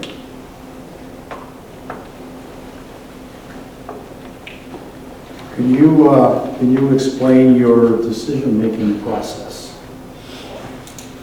Well, I listen to what people have to say. I draw on my experience to think how I try to put myself in each side of the argument, I guess. Again, common sense on some things. Some things you just don't have a lot of leeway. You have ordinances and things like that, and you have to stick to it. I think in some cases that's harder for people than other things are. Is to just say, you know what, yeah, it sucks, but that's the way it is. That's what I saw more people have trouble with than anything else when I was on the city council. You listed here that a major asset is the park system. What would you do to make it better? Well, I don't know that, you know, Rockford Park is right across from me. It's a great little park. I don't know that you can do a whole lot to make it better. I just think that it is used all the time. And I guess that's the point of it, is that, you know, kids need something to do other than sitting in the house and playing video games. I'm a firm believer of getting outside and doing things is you know, really benefits you your entire life. And the closer to home those parks are, is going to make more people use them, obviously, and I think that's huge. So I would say that, you know, Montrose has done a really good job in the first place of putting them all up. Just keep that going, you know. Thoughts on the regional park? You know, that's the one that's heading north on 25. I guess, you know, that falls into wants and needs. I guess I'd have to know more about it before I was to really give you a firm decision. Yeah, you know, you like all the things, the skating rinks and everything that comes with it, all that kind of stuff. You know, but we had trouble in Dassel with it too. You know, it wasn't until the last year that I was there that I finally got a skating rink again. And so I know that it's, you know, getting difficult getting all those things. So. When you left Dassel, why did you choose Montrose? Amy works in Bloomington. So my buildings are still in Dassel, my office is in Dassel. So it's kind of a good halfway point for the both of us. That'd be quite a whole Bloomington. Yeah, luckily, you know, she does it, she only goes in a few days a week, but when we first moved out to Dassel in 2005, she worked in downtown Minneapolis. She drove it every day. So I'm shocked she didn't leave me. But anyway, that was a big part of it. That's what kind of got us here. Kind of looked on a map and thought, okay, we really don't want to go as far as Delano. It's a, you know, I grew up in Bloomington. I moved down to Northfield. I lived there for almost 20 years. And then I moved to Dassel. So I've enjoyed the smaller town version of living as opposed, I mean, don't get me wrong, I love Bloomington. But I really come to enjoy the smaller town. So, and then we looked around, found the house, and the rest, as they say, is history.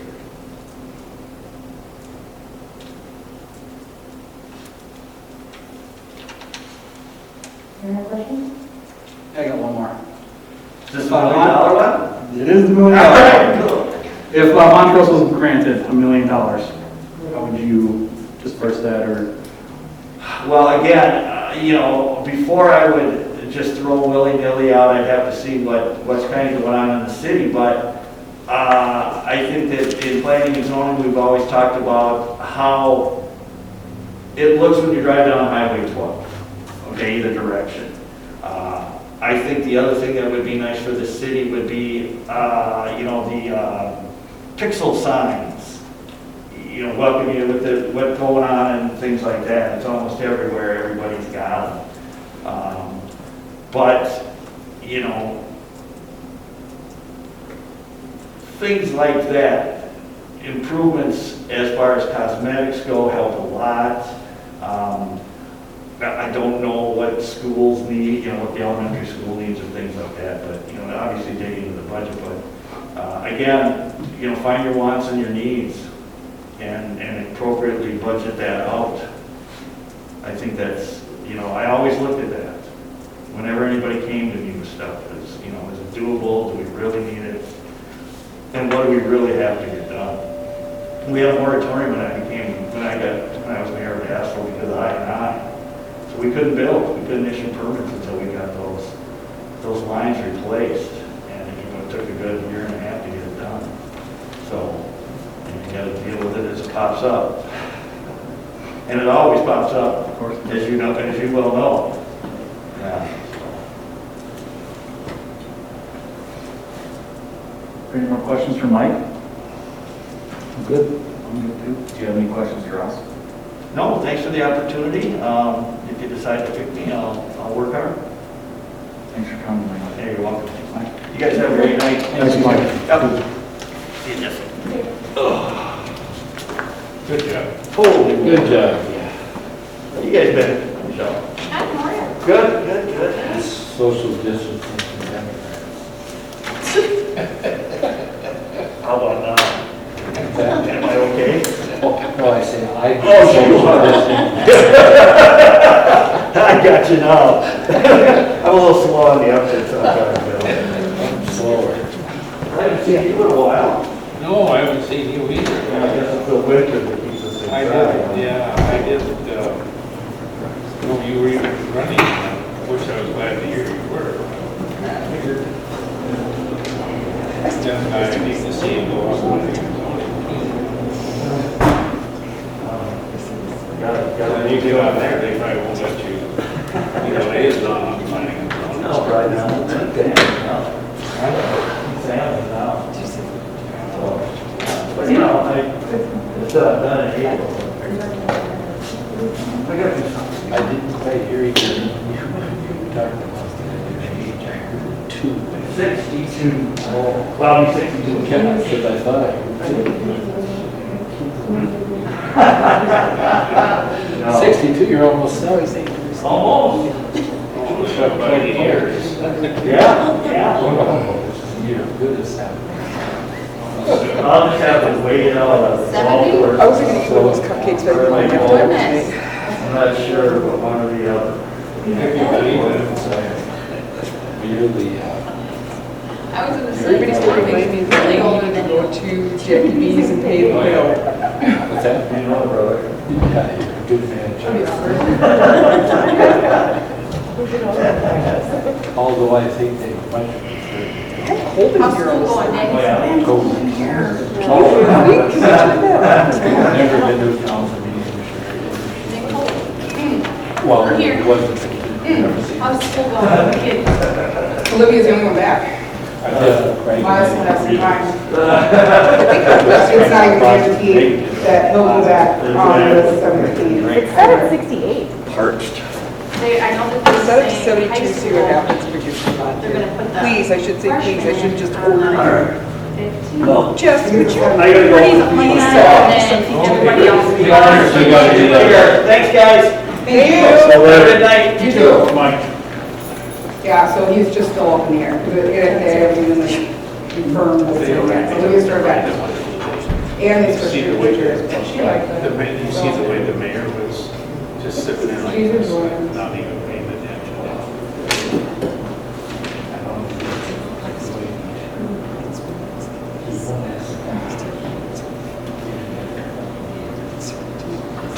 Oh, yeah, I know. He's watching.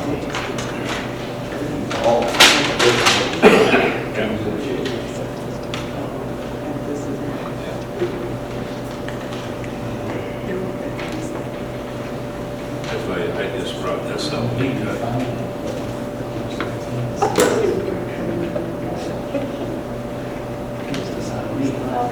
no, he's not leaving, but no, no, for the vote.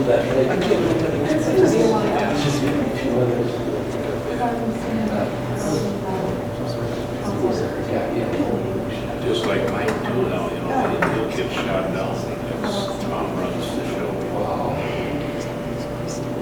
Well, they have 2 more to go. Power, but, you know, people Each one gets a half an hour. Somebody, you keep 2 minutes in between.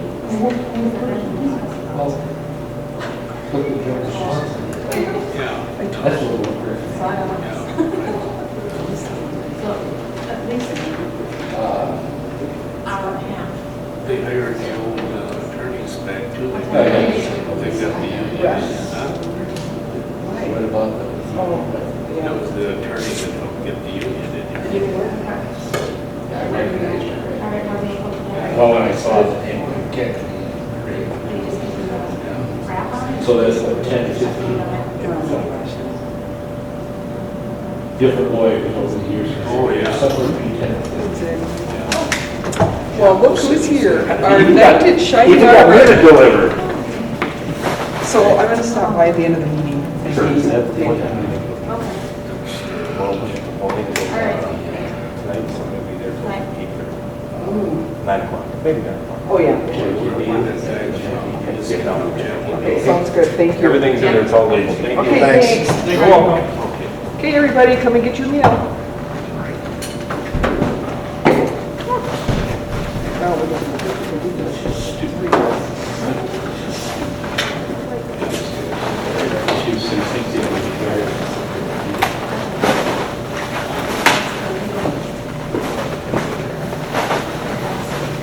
Well, how come all the brains of the ocean don't know that?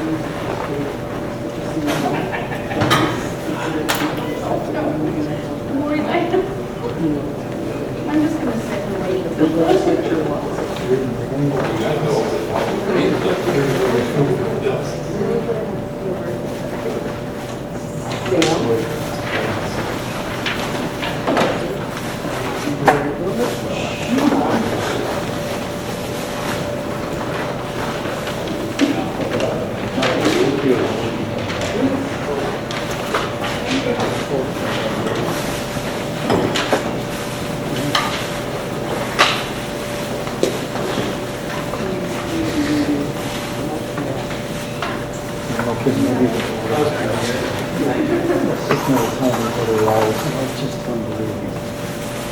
There is ketchup up here, people, and mustard. Thank you.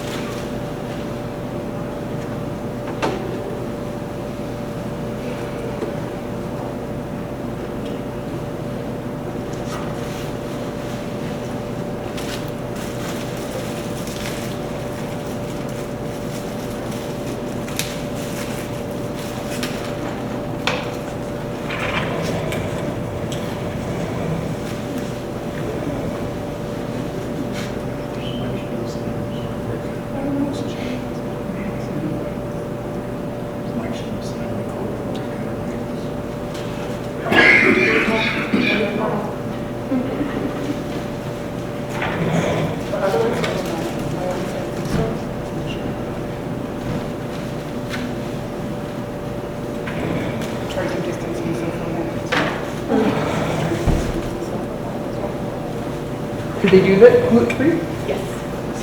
They have like fantastic are amazing. My best friends ever. They have good food. You have?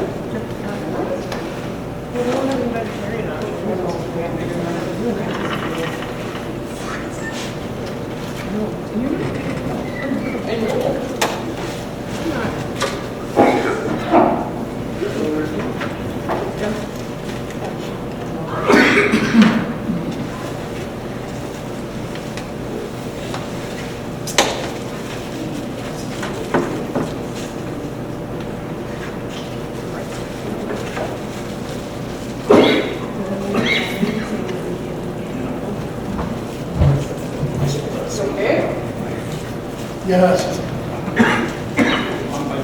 A piece of lettuce like that. Do you need to highlight?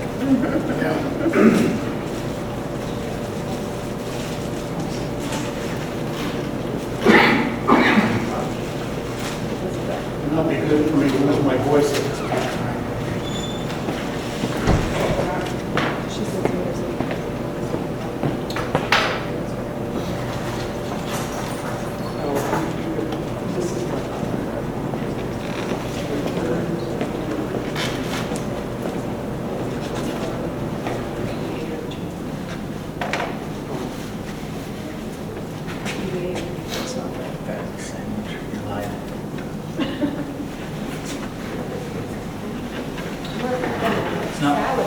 It's not like the double uptown, whatever cheese roller burgers that they have. No, I get the Uptown Burger. I love that one.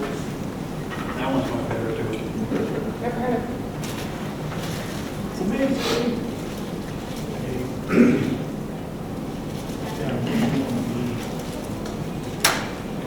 Have you gone to Uptown yet for breakfast?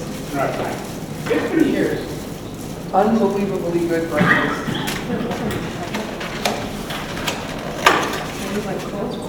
Yeah, they did.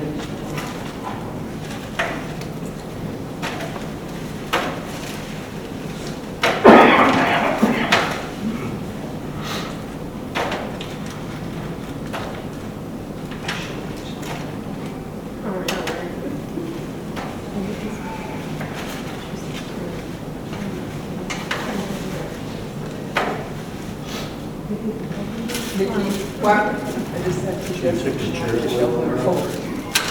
Shut up. I said to her, just like shut the shelf over.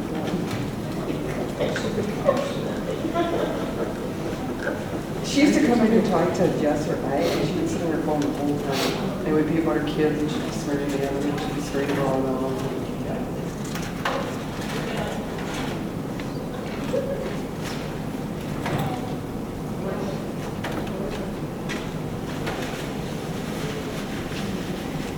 Kirby, did they put a breadstick in there? No. Did you say no breadstick?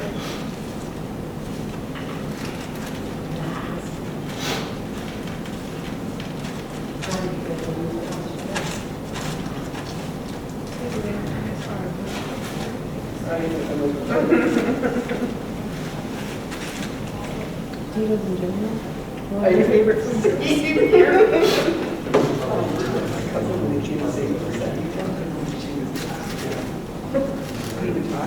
Sure potatoes and all the things. She's so pretty.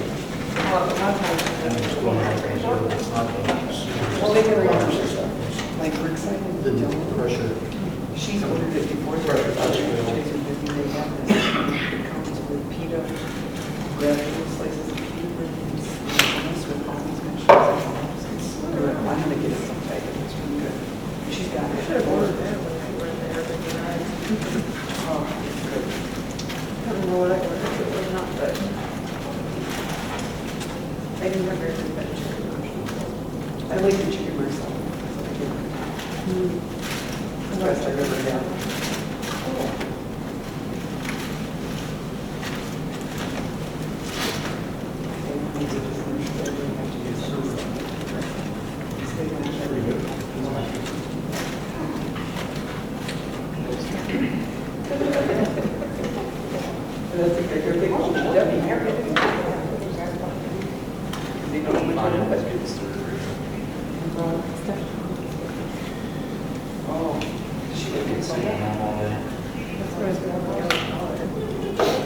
Can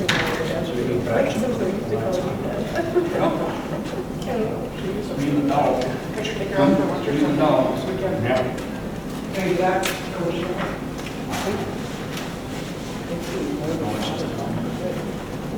I just didn't know if you would.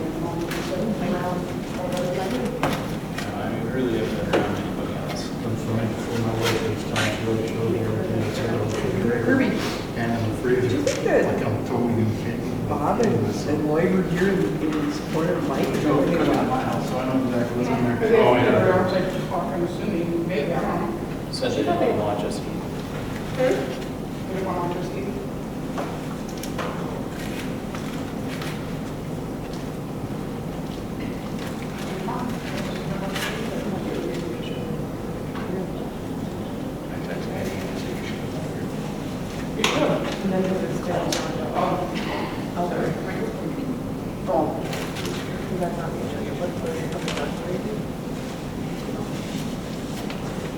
You always put that on, because it's just something, not always, but if something comes up from the time you schedule the job.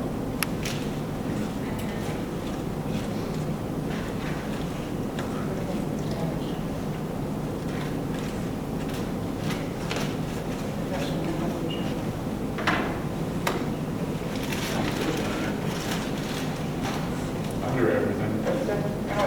They hide it down there. Did you guys hear what Kevin was telling Justin, right?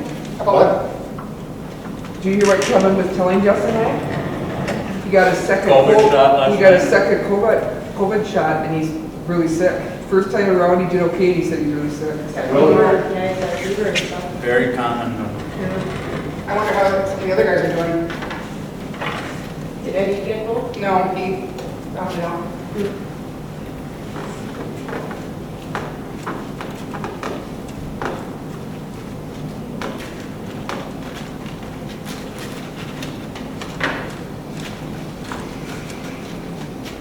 They're gonna have to tie me down to get that.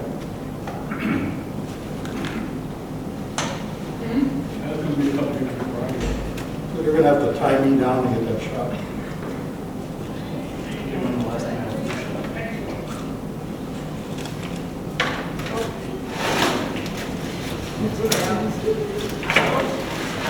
You make him smile? Awesome.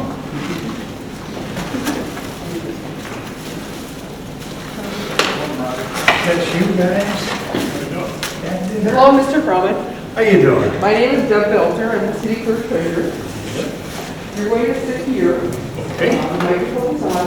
We gave you papers, pencil, if you want to write down your questions. If you don't understand what they're asking, they can use the phrase in the way or just ask you to repeat the question, don't hesitate to do that. And this is very informal, so just relax, and they'll ask you a series of questions, and then there'll be an opportunity to ask you.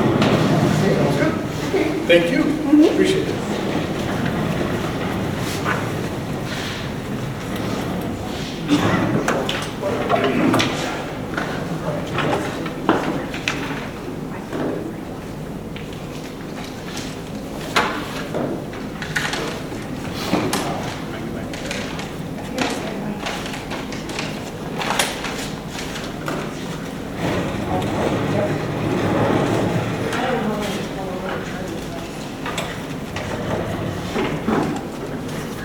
After this is all done, I need to know more about diode dynamics. All right, fair enough. Fair enough. You have my curiosity.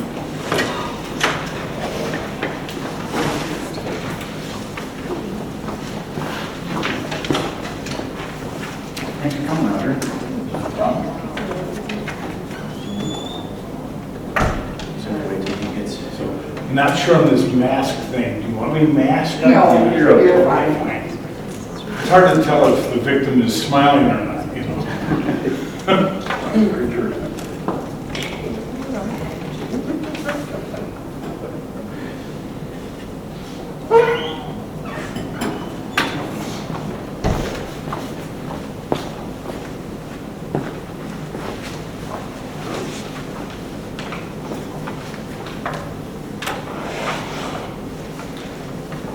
Okay, what made you interested in city council? Okay. Having moved here, almost 4 years ago now, I got involved in local government, so to speak, in California, which has a very different ilk to it. Most of the state is all homeowner association, quasi-municipal government. And got involved in local government there for self-preservation, if nothing else.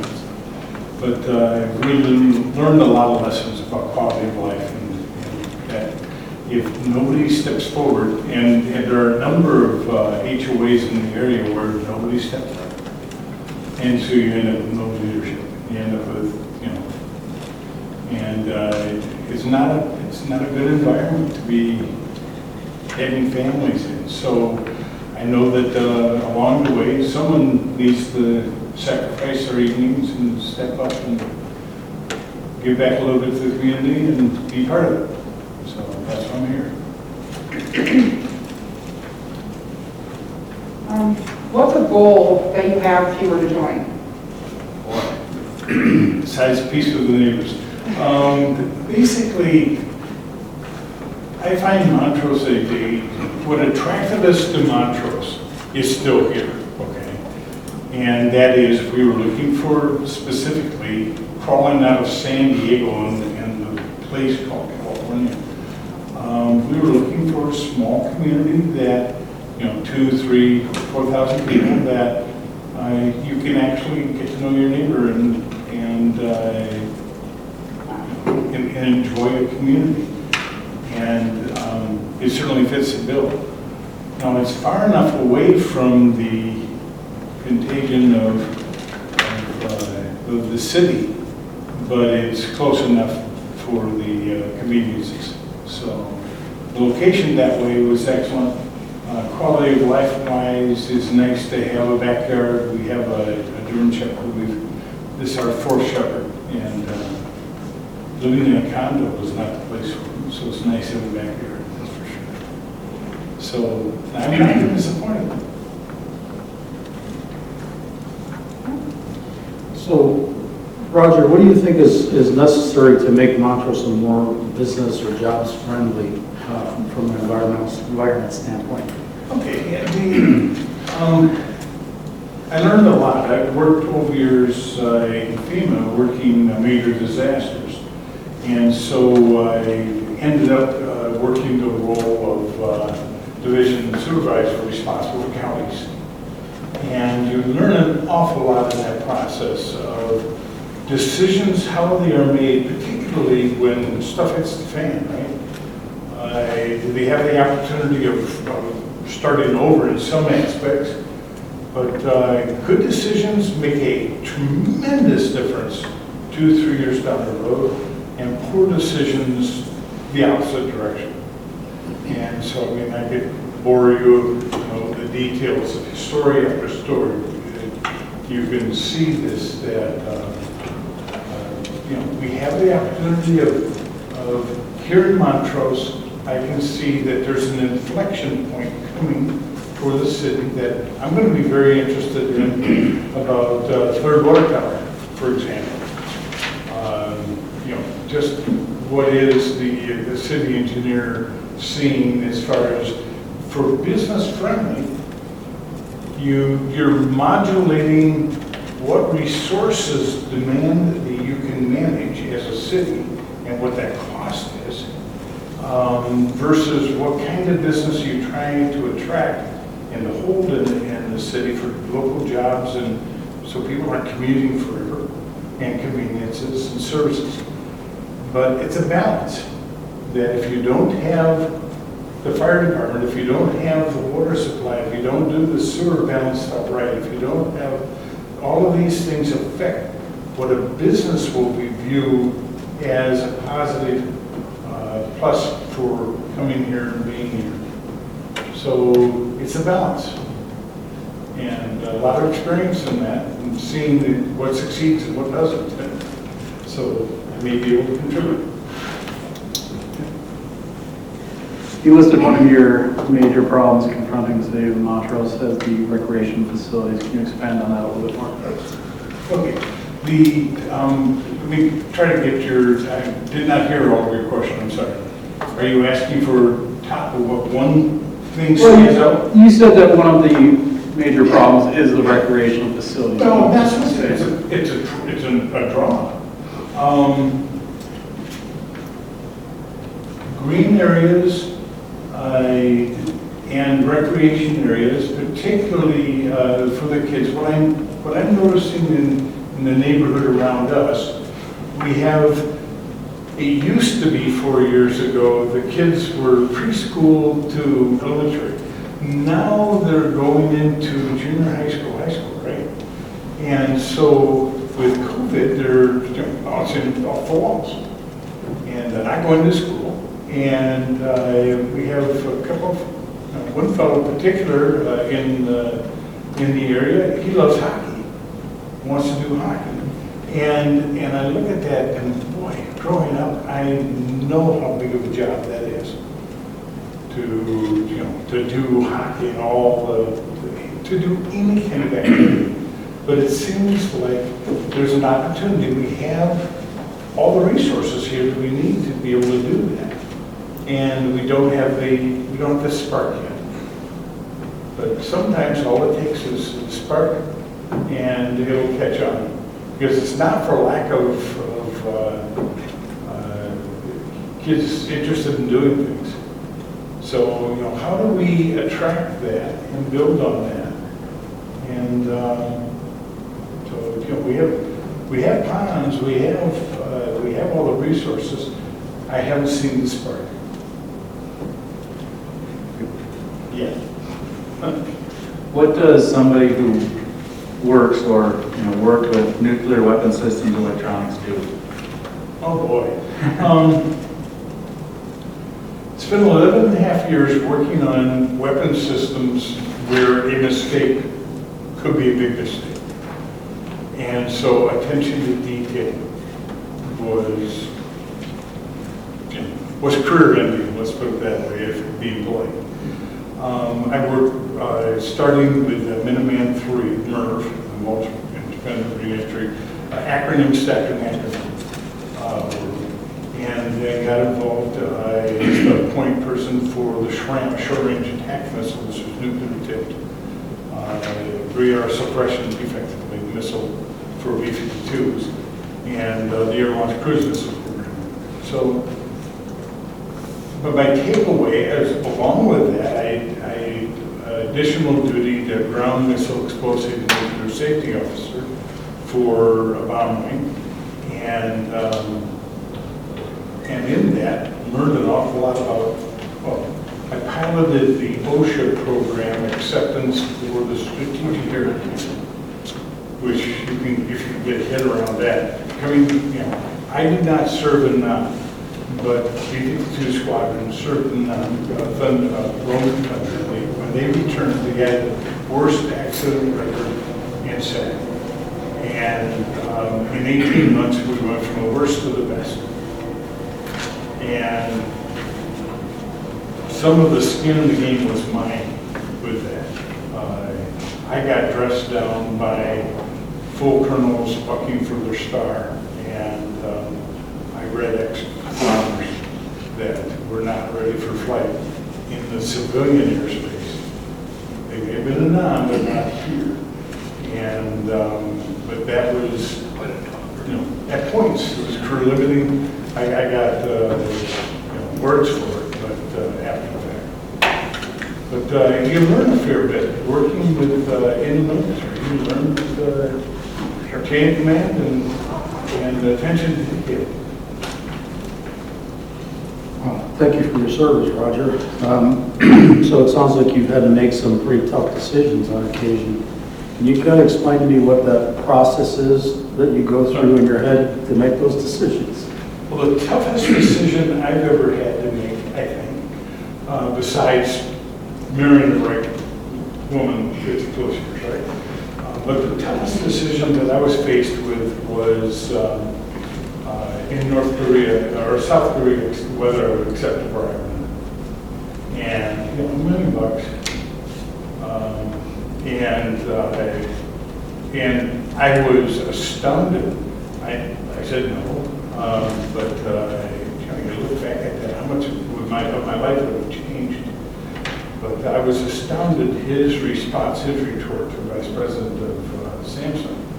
And he said, your president took the bribe and you won't.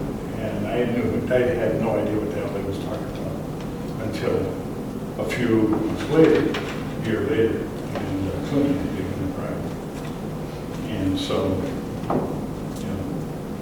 but that was, as you can well imagine, this is a room where people, you knew going in. I spent half of my life, for 25 years, I spent half of my life in Asia. And you knew every hotel room was videotaped, and you knew all the tricks. Back then, it's changed a little now, all the cameras are on Facebook cameras, but back then, you always had a mirror in the room, and it was one-way mirror. You go and touch with your finger, and your finger, it meets immediately, then you know the silver's in this. But because they always try to have something on you, and pedophilia and all that kind of stuff that you bring. But saying no, I was confident they didn't have anything on me. But that was tough. That was a tough decision. Have you made decisions that you regret later?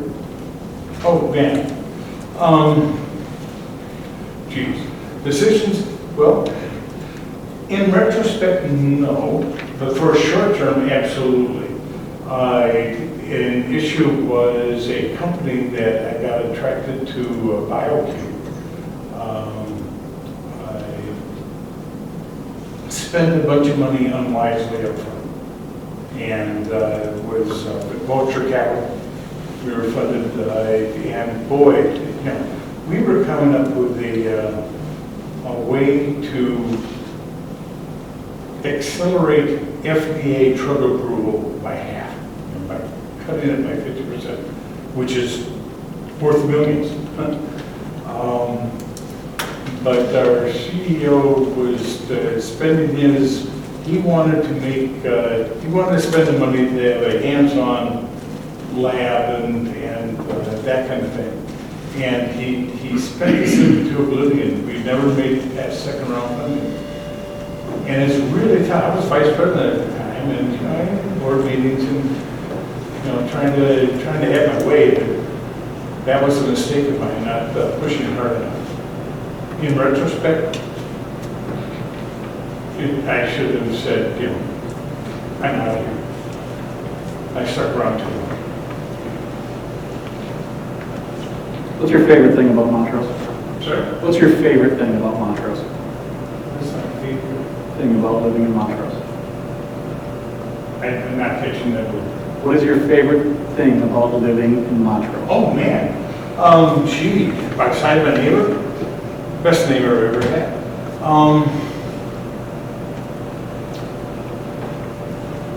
I have enjoyed the fact I can hear the farmer's cow and chickens outside the bedroom window at 5 in the morning. That may be annoying to some people, but to me, I think that's kind of cool. There's your chicken guy. Got that one answered. Sorry. We're lucky. I think almost all the food is now made in replicators. I don't know how the farmers do it nowadays.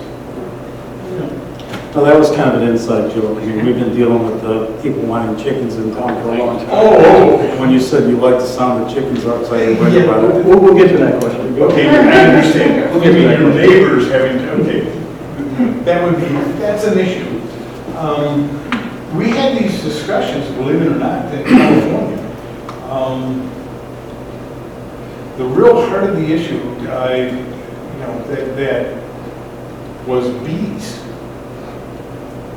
Would you, and in the HOA, I was able to persuade the board that at a distance, beehives were actually a good idea.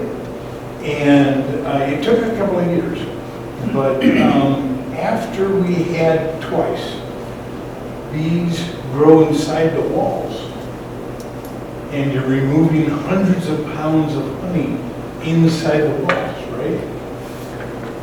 It became economic that we could get away with having beehives. Now, we can have chickens, but it has to make sense, right? So that was, the bees are, a big problem. We die off on bees, right? I have a sentence for you to finish. Sure. A Montrose City Council member should be blank. A Montrose City Council member should be.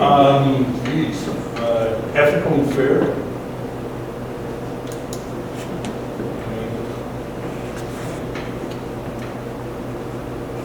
Fingernails on a chalkboard. I'll kind of roll off of that. What do you think the responsibility of a council member should be? I think, the lesson I've learned, the role of government is, number one, focus is quality of life. Number two, focus is the whole issue of fiscal responsibility, spending money wisely. That it's not your money to spend, it's your people's funding. And the third is infrastructure. If you don't have the toilet flushing right, then you have failed. Infrastructure, if you don't get the infrastructure nailed down right, future generations suffer big time. And, that's what Montrose is going to face, right?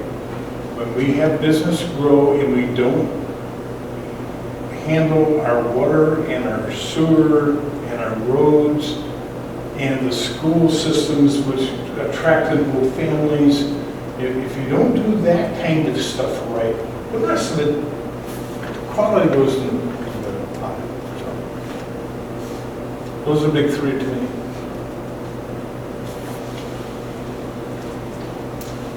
Do you have any issue attending our monthly meetings? No, I had meant to come to meetings earlier, but frankly, tonight I'm running the Mars Amateur Radio Net.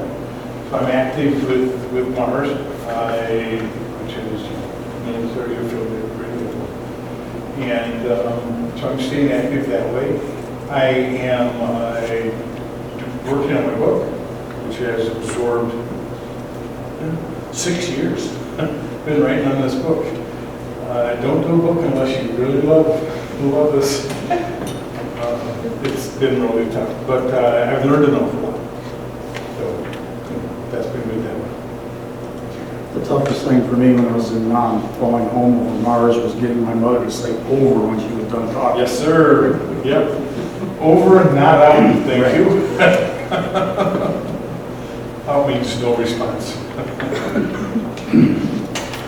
Roger, if you were stuck in an elevator with all of us and you were going to try to convince us for this position, what would your 30-second elevator pitch be? Okay.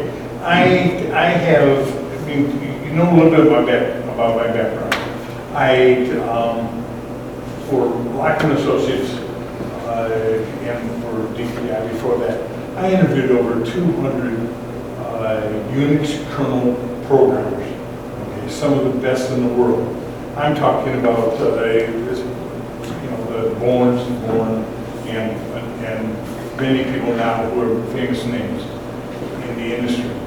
And my experience has been, if you don't have a good 50% or higher within that first 15 seconds to 30 seconds, it's not likely. So what would that pitch be for you? By being here, smiling, answering questions directly as well as I can. I think communications is essential. You have to bear with me. I lost about half my hearing in the Air Force. That's all right. But I have a wealth of experience I can bring to the table. That experience doesn't come cheap, and been there, done that. In a lot of capacities. So probably can help out with the emergency response activities here. because I've been there, I've seen it in action, I know what it is. It takes a team, not one person.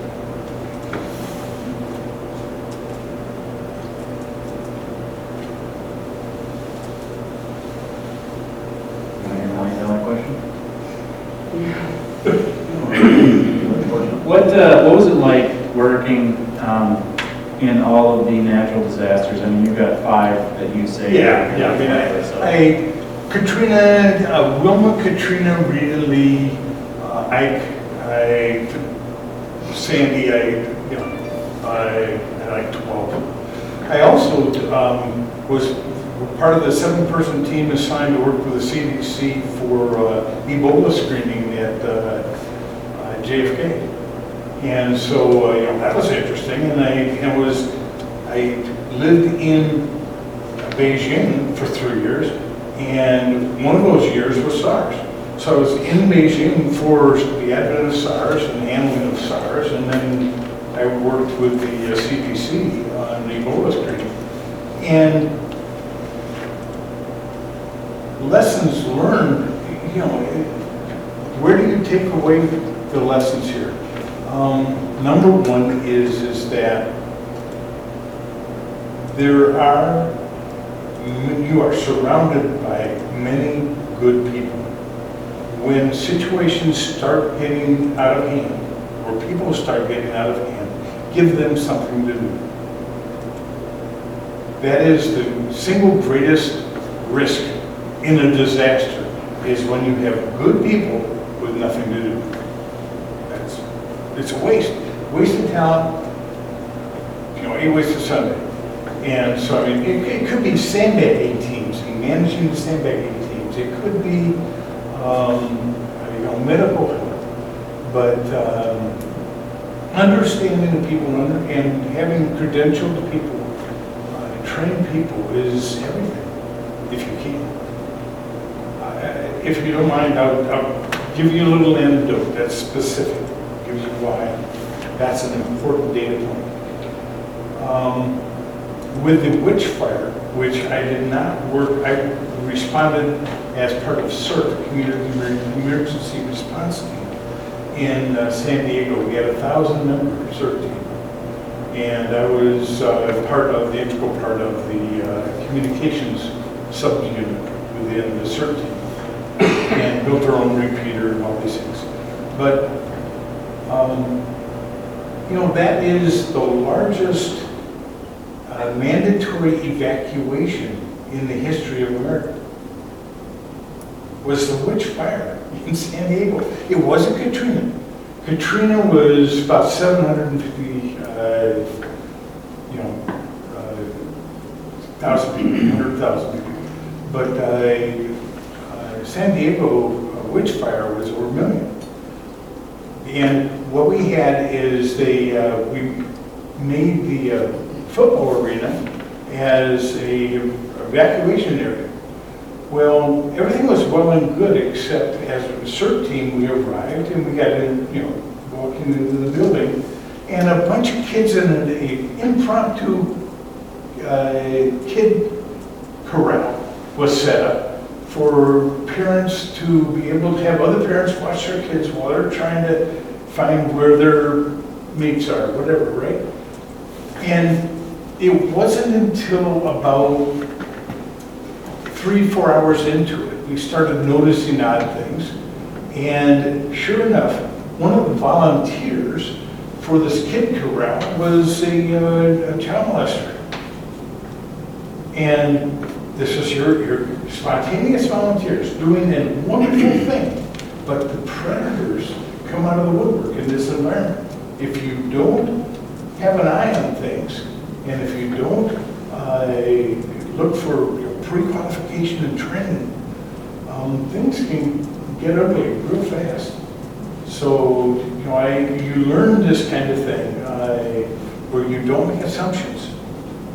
Everything is well and good, but you don't make assumptions and follow up and try to do that heavy lifting.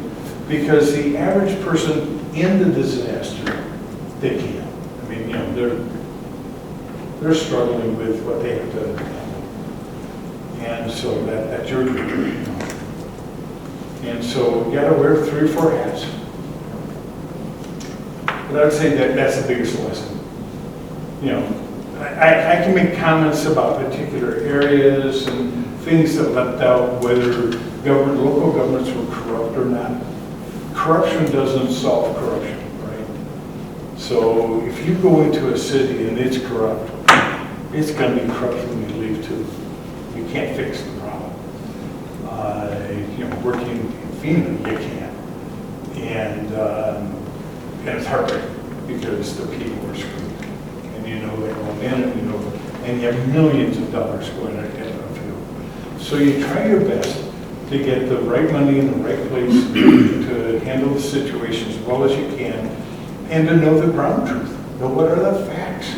And that is a real difficult challenge in a disaster in particular. Give me ground truth any day.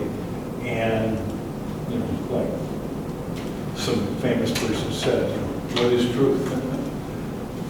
But even in a disaster environment in particular, it's even harder to ascertain. Answer your question now? Yeah, I think I don't know if we're done with questions. Do you have a question for us? What are the hottest issues that you see facing Montrose? What's your burning situation today? I'll start. I semi-said this earlier that with all the road projects and everything else that needs to be done, or, you know, whole needs one thing, it is coming with compromise and trying to figure out how to get all of those done. Okay. Where it's not, you're not going to be able to please everybody, but still at the same time, you're, you know, still doing your responsibility. So it's, that's fine enough. Communications. I can do. I think the big things are the roads, water, and of course expansion too. So Yeah. That's, I mean, you know, first-hand experience. Watch out for those water towers. Watch out for the size of the water main going between the water towers. Because if you ever want to have another school that has fire grade sprinkler protection, then there are all kinds of federal requirements nowadays that 20 years ago weren't necessarily there, or 30 or 40 years ago. Today, all bets are off. If you haven't anticipated that, you'll never be able to build another school here. You'll know that. And I think the thing, for me at least, is bringing in more businesses. I think that's kind of I wouldn't say it's a hot issue, but I mean, Montrose is growing. And, you know, we need to attract more businesses here to keep it going. Yeah. You'll know Montrose has made it, okay? When we start attracting housing well north of 500,000, okay? When we start having $500,000 to $1 million housing here, because let's say 5 years from now, in a light industrial area, we have a 20-person software company crop up. Now, because of COVID, they may not be on all over the place, but my experience has been it's really tough to do synergy and brainstorming and that kind of stuff without whiteboards and 2 in the morning, okay? It's hard. That I grew up with that, right? So someday, I would love for Montrose to be able to pass the parking lot test, and that is, do all the cars in the parking lot. Do you have any BMWs? Do you have any Audis? And I'm not knocking having a Ford F-150. I'm not knocking it, okay? But it's a metric. That if you want to give me a metric, okay, that I learned in FEMA, okay, when I go into one of the hundreds of thousands of towns that I go into, is the parking lot test.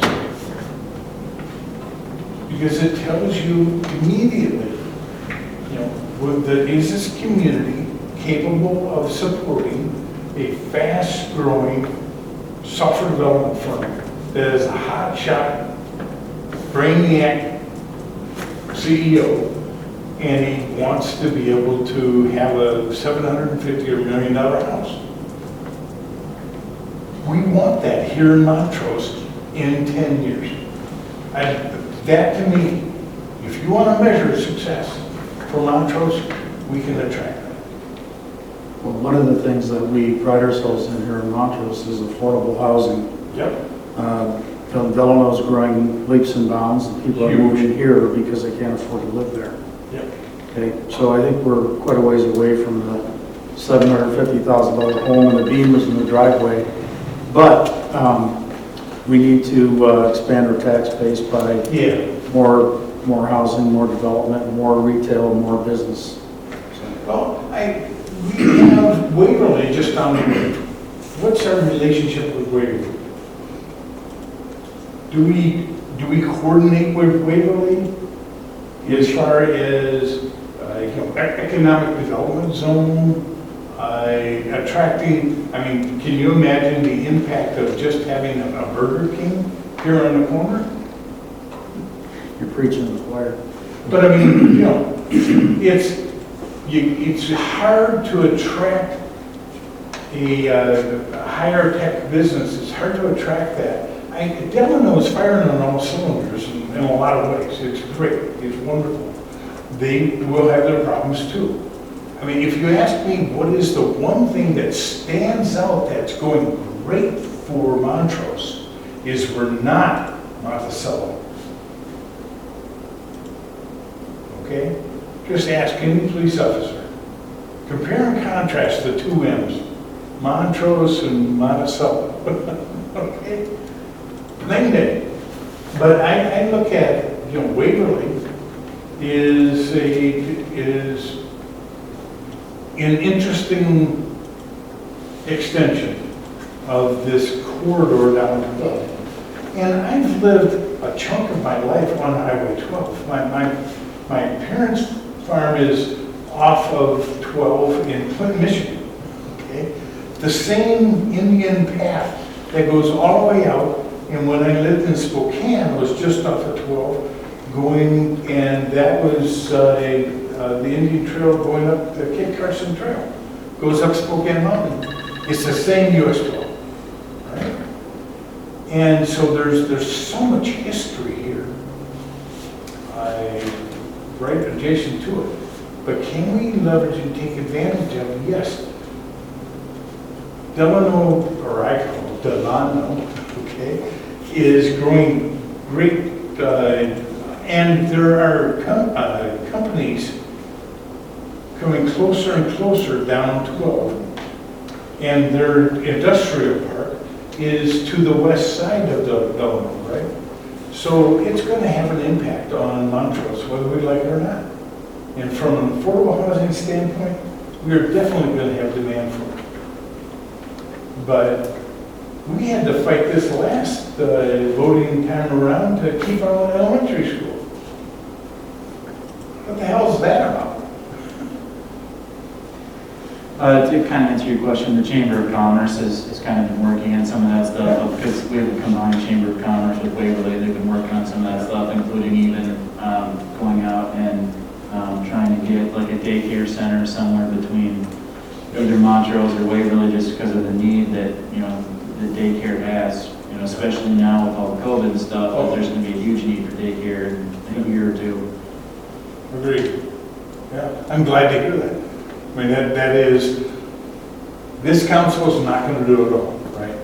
If you don't have economic development council, if you don't have chambers of commerce, and if you don't have, whichever club we may be able to attract here, okay? We're going to be there first. Yeah. I'm excited. I'm good. I think that's all the questions we have, Robert. Okay. Thanks for coming and applying.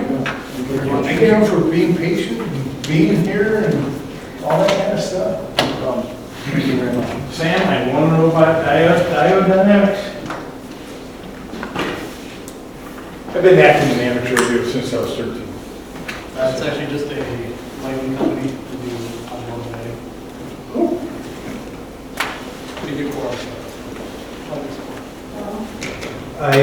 Is this LED or? Yep. Yeah. Mostly LEDs. Boy, is there a ton of, now, let me share a patentable idea with you, because nobody has patented it yet. You can make your millions with it. Are you ready? Okay. There it is today. It's well known, right? That you can buy modified LED tubes to put in your LED lights to be able to do Wi-Fi, right? Okay. There is a huge effort to try to have automobiles and vehicles communicate to each other going down the road. It makes complete reasonable sense for the lights to be communicating digitally. To my knowledge, I know that, right? Nobody has patented that. Okay? So that is going to tie into, take a look at your partners, where does it sell the patent? Would be CANs, Controller Area Networks, which is what Bosch and others started, right? But CANs are the internet of the future, because every vehicle has a Controller Area Network for vehicle control, right? Navigation, etc. But for the intercommunications between vehicles, it's going to be really good. Makes sense to me. Make a minute. I appreciate it. All right? Thanks for having me. Yep. Thank you. Thank you very much.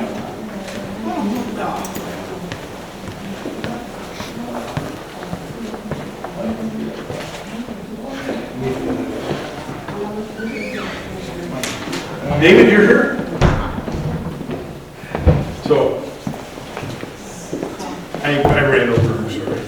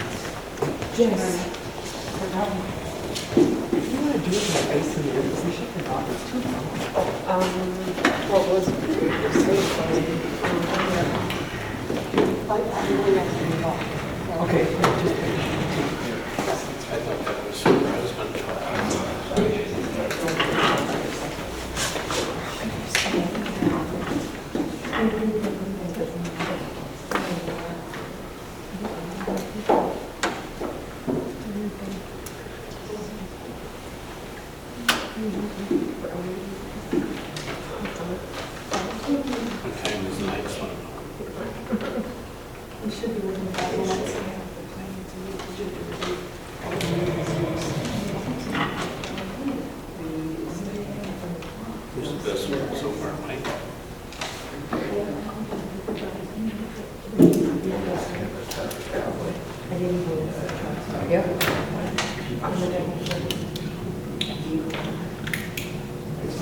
This guy push, he's certainly sharp, but the other thing is, who's gonna run the show? I don't.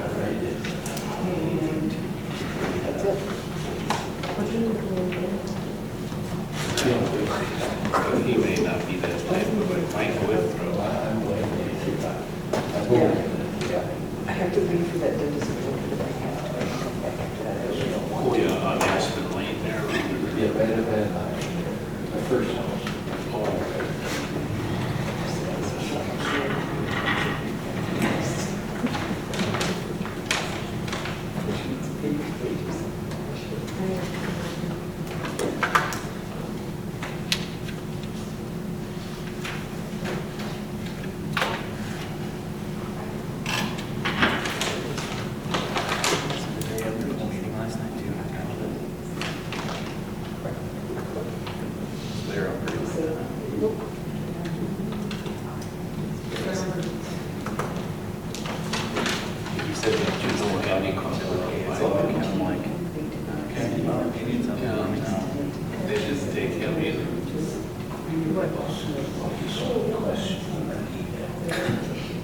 Yeah. So, yeah. So that's what. I could go on some other issues. Certain people just like, it's always. He would have been here when Mary teaching and him could have had a little.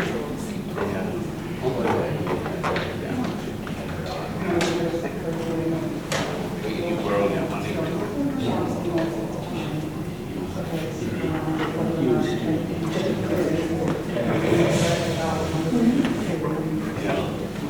Well, he made 4,000 more than the mayor Edina in 1 year. I like I just don't like it last time, of course, they did. I was just getting hold of it. Yeah, okay, well. I said yesterday, I was like, oh yeah. Like, yeah, don't worry about it, we'll get their shots. Yeah,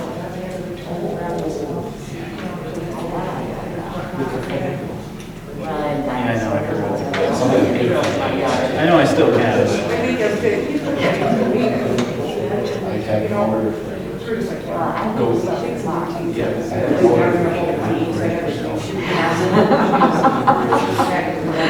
No, Bob, I want to have a long conversation. Oh, I told them. That's okay. You haven't been angry. That's pretty good.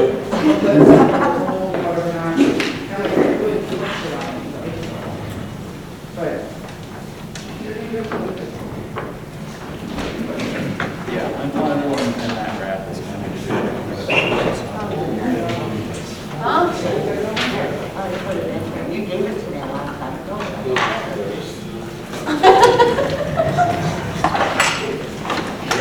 David? You can come sit here. You're gonna sit here, microphone on, we would have, wait till the agenda so that you want to. You do that. If you don't understand a question they're asking, you can either repeat it or rephrase it. And this is your agenda, you ask, and so they'll ask you a series of questions and then. Thank you very much. Yes. Thanks. Thanks for coming. I know. I go like this. Oh, it's always a fun ride. It's not bad. Not bad.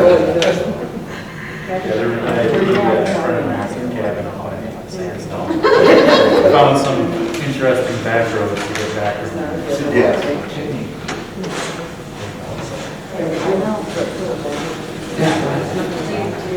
Oh, is there? All right, well. Yeah. Okay, start out with this question. What is the goal that you have if you were to join for the city? The goal that I would have for the city, I think, being a relatively new resident for the area, just moved in August, gotten to know some of my neighbors, gotten to read up on what you guys have been doing and stuff, kind of be familiar with the territory in the area. One thing I want to do is basically just be a voice for people that I've got to know, be a voice for the people that we can meet, and help you guys, get to the decisions that need to be made for the betterment of the city. And you said you just moved here. Where'd you move here from? From Richfield. Oh.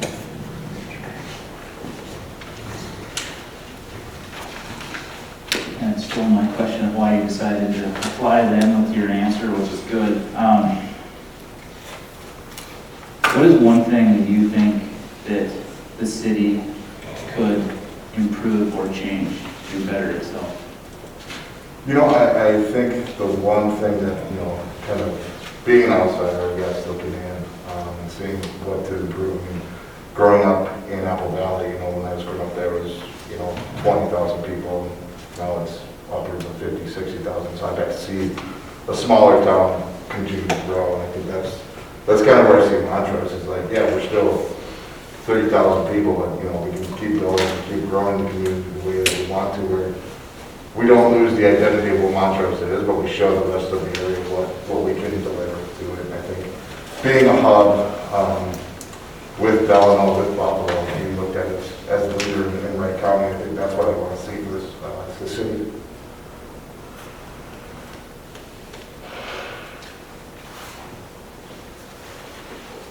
You mentioned in your three major problems confronted by the city of Montrose, one of them was city planning and assessments. Could you kind of expand on that? So again, just kind of going over some of the past meetings you guys have had.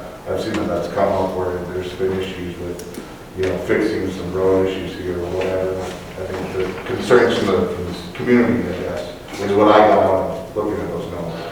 So I think just working with the different groups and making sure that we're effectively doing it in a timely manner to service our community, and that's what we're here to do. So, if they got issues, no matter how small or big, we got to figure out where we can fit that in and give them a reasonable expectation and that can get it completed. What's your favorite thing about living in Montrose? Oh, it's honestly, when we came and looked at the house, I sat in the deck, and I looked at my wife and I go, "Did you hear that?" She goes, "Well," I go, "Nothing." I go, "It's peace and quiet, and you can see stars." It's just a community feel, and getting to know the people. During COVID, it's kind of tough, but the few people that we got to know, it's a welcoming community. It's everybody kind of knows everybody's thing, everybody's looking out for each other. And I think that's what's great about it. Coming from a bigger city, you don't know everybody. Everybody's out for themselves. So I think just that right there is amazing. And a follow-up, what's your least favorite thing? I think,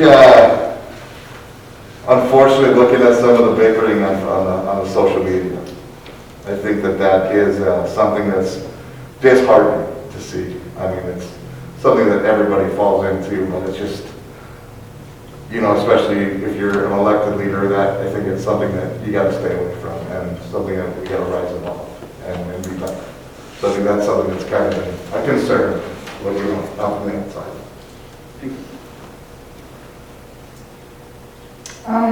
As a city council member, what do you think our responsibility is?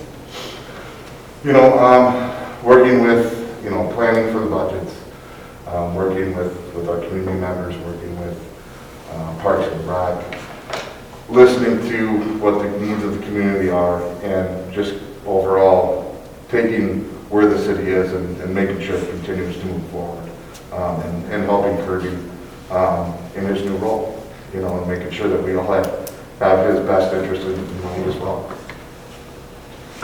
I have a sentence for you to complete. Montrose City Council member should be blank.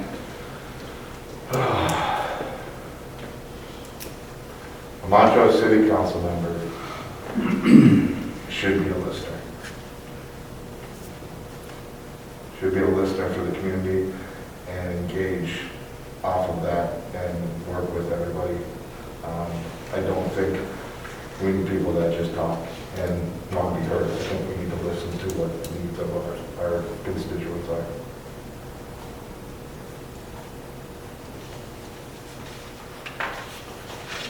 What leadership qualities through your career do you think you have that could apply well to city government? Yeah, I always go back to my sports days. Play football. I didn't play running back. I was an offensive lineman, so I was always doing the dirty work. Always, 6 seconds of play, putting the hand in the dirt, doing everything I can to protect my team, to get forward, to get to the end zone, and not wanting or needing any recognition if we score or if we win. So I'm willing to put in the work. I'm never going to ask somebody, especially now in my role leading the sales team, I don't ask them to do anything that I won't do or haven't done in the past. Going up to Duluth today, it was a simple meeting with my distributor where I went and looked at around the area and I was fixing stuff that their rep should have been doing or my rep should have been doing. And nothing's below me, If I see it, I'm going to fix it. So I'm going to take charge in that way.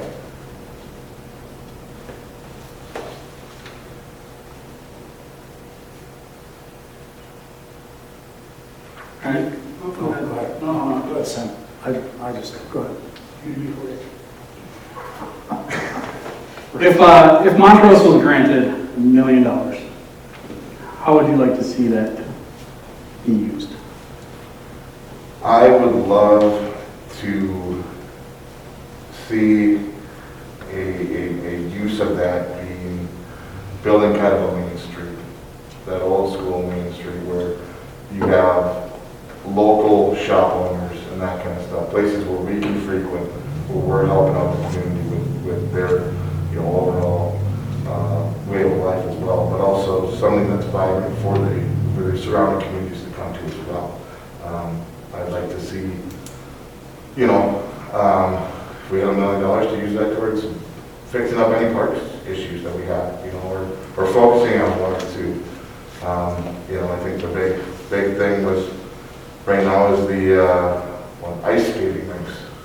Find a place to put an ice skating rink to make, again, the community happy. I think we can't give them everything, but I think we can listen and find out what those things that really people want that live here and give them the life that they want. And that's why they're all here. Can you describe to me your decision-making process? Yes. I would say early on in my life, I was very quick to snap, and I think that's the way it should have been, As I've gotten older in my life, it's looking at past experiences of what that decision process was, but also, I have to hear from everybody. I'm gonna have my opinion, but that opinion is not gonna be my decision. That opinion that I have can be swayed by, that's a great point, that actually works. I feel like we're all trying to, if we're all trying to get to the same goal, we have to listen and we have to be able to not be stubborn in our ways of our work, whatever I say is the right way. That's not how I act. I'm going to go by what is best for what we're trying to do and what we're trying to accomplish. In all the times you've made the decisions, have you felt that you've made bad ones, and how did you react to that? I wouldn't say they've been bad decisions. They might have been just the incorrect decision at the time, where it just took us a little bit longer to get to our overall goal. But when that happens, you have to recognize and be able to pivot and decide, okay, what's our next step?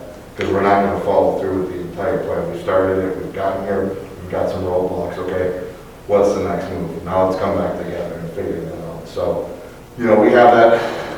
2020 was that for me every day. Not only losing 40% of my business with restaurants for 6-7 months, but then trying to pivot, and now I have to fulfill 19,000 cases of 12 packs in 2 weeks for my biggest distributor, which we were planning on doing. Or now we have a can shortage. So now I have to figure out, okay, what brands are we going to keep going into 2021?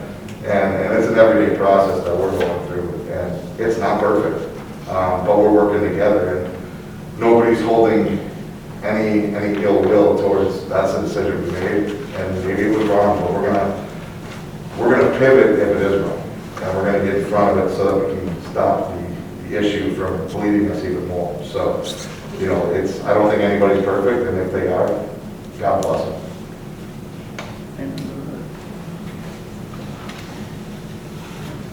So we have our regular city council meetings the second Monday of every month at 7 o'clock, and then, other times there's meetings like this where they're a little earlier. Do you have any problem making meetings like that? As long as you give me at least a 48-hour notice, we're good to go. The Mondays are no problem. Special meetings, like I said, as long as there's a heads up on it. I'm blessed in my work is hybrid. It's office out of home, office out of Minneapolis, or I'm on the road, working around. And I'm the one that usually makes those meeting calls for myself. So if I need to make time for myself, I make time. So, and I've already talked with my ownership as well, and they know, and they're all on board with me pursuing this, and so whatever you need from them, they'll let me know. So we're good to go. If we were to ask your coworkers or your boss, what would be the very first thing they would say about David? You can't miss me. I would be, and, you know, some call me a bull in a china shop just because I think it's unfair, just because of the size of me. But I would say that, you know, there's not going to be a person that doesn't know that I'm there. And that there's not anything that I won't fight for if it's right, and there's not anything that I won't work with anybody else on to make sure that the right things are done. You know, for me, it's every day. You know, I'm not trying to be somebody I'm not, but I hold true to who I am, and like I said, working with other people, that's a gift. You know, you can learn so much from just, again, being a listener, and maybe it takes your idea to a next level because they said something that sparked, where you're still going off of your idea, but now we've made it even better, and that's who I am.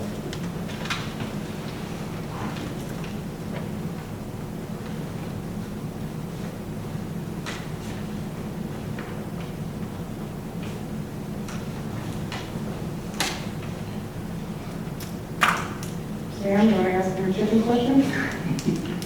Growing up now? How do you feel about chickens? I'll put it this way, when we moved out here, my wife and my mother-in-law said, well, we got room for a bunch of chickens, and I said, absolutely not. We already have 2 dogs and a cat. That was the backstory on that. You know what? Hey, you know, free eggs, go for it. I have no issue with it until it becomes a nuisance. Fair enough. And then what? Well, then we got fried chicken there. Yeah. I got a Traeger.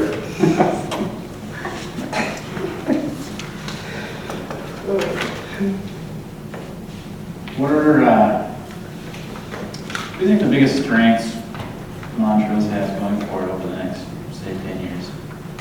I would say the willingness from the community. I mean, growing up and watching Apple Valley grow into what they are, I mean, it was still a big community, and I didn't feel that we had the same sense of people caring about what was going on. And maybe that was just because it was too big of a city. And I've already noticed that people care. People care about everything that goes on in the city. They're very, you know, they're very committed to making sure that maybe they want to keep it the same way, or some people try to get it to grow a little bit more. But I think having, you know, a younger mayor being a presence, you know, it's showing that the next generation is ready to come in and help keep that moving along.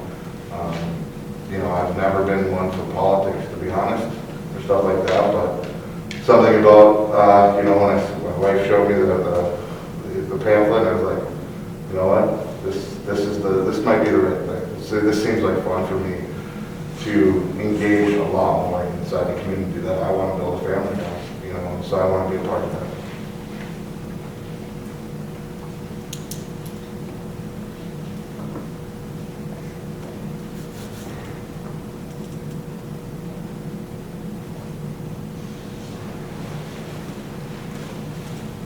Anything else? I got my chicken question in, so. Was it the right answer? Whether there is any right answer. Whatever the answer is, they're gonna piss somebody off. There's always Sam's answer for that. Do you have any questions for us? You know what, you know, being that you guys obviously have lived here a lot longer than I have, you know, what do you feel about the community? I want to hear from each of you. What does Montrose mean to you guys? Okay. Montrose to me, I kind of was very similar in your shoes when my husband and I grew up here. He grew up more than I did. We ended up coming back here a few years ago. When we came back here, we both just kind of had this mindset that we just really wanted to help our community, do whatever we can for our community, since we just bought our house here and, you know, first-time homeowners, all that stuff. And I couldn't think of anything better than to try to join city council, because obviously how you're going to be helping the city. You're here to be here for the city. I don't know how much more, you know, city involved you can get, but yeah, that's kind of what got my ball rolling on it. And, you know, I ran a few years ago and I lost to this man next to me. It was fine. It's no hard feelings. It's fine. And then I obviously ran this year and ended up getting the seat. But I love it, and you know, it's definitely something that is a growing experience. You're not going to come, you know, you come into this with a certain thought process and whatnot, and it changes. But you know, I still wouldn't change it for the world. So that's a lot, but I'm enjoying it. To me, Montrose feels like home. I've pretty much been here my entire life, other than, you know, a year or so that you leave for college, and up until the point in time that I don't remember early on. But I remember when Montrose was under 900 people, and just the expansion and the growth we've had since then. And, you know, I want to be a part of the solution for that moving forward. And, you know, I have so many friends here. I have family here. You know, all the people of the 800 some homes that I went to when I was out campaigning this year and talked to, like, 400 of those I could probably call friends now, just because we've talked since then. And, you know, I love the people that are around town, even some of the more difficult people that are to deal with. You know, I even enjoy talking to them, you know, even if they don't like me. You know, I love people, I love the interactions, and I just want to see Montrose flourish. We pretty much follow like the exact same path. I grew up in Broken Park. That's where I moved from. That's where me and my wife moved from. And for us, to be honest, I couldn't tell you how we even found Montrose. You know, I would think it was just one of those days where, hey, let's go check out Watertown. And we drove right through Montrose. And, you know, next thing you know, we're building a house out here. And to me, the reason why I ran was to give back to this community. It has become my home now. I mean, my family, our neighbors, we're not neighbors, we're family. You know, it's, can you watch my kid for a little bit, or, you know, hey, what are you doing this weekend? Let's go camping. And that's the feel that I never had in a big city. And that's why I decided to run. I wanted to continue that. And I wanted to grow that out a little bit. I don't want it to be, you know, some place where you never talk to your neighbor. That's not what I'm looking for here. We want to keep it a small little community where everybody kind of, you know, helps each other out. And that's the feeling that I have here, and that's what I wanted to give back. So that's why I decided to make a run for it. Well, I moved here about 3 years ago from 10 acres in Washington State. So I was looking for something that's still some of the country environment. You know, Montrose shares some of the same issues as a microcosm of larger cities. You know, there's some divisiveness in the city that if you can sit down with somebody and have a real conversation, you know, that's usually what it takes. If you rear up and put on the boxing gloves and want to fight every time, you're never going to get anything accomplished. So, you know, I'm retired. I've been retired for years. I'm 70 years old. I figured, what can I do to make a contribution to my community? And that's why I decided to run a couple of years ago. What would you guys, as far as, you know, the strength of what you guys have, what are you guys looking for as that fill-in member for the next 2 years? What kind of person do you see in that seat? That's a really good question.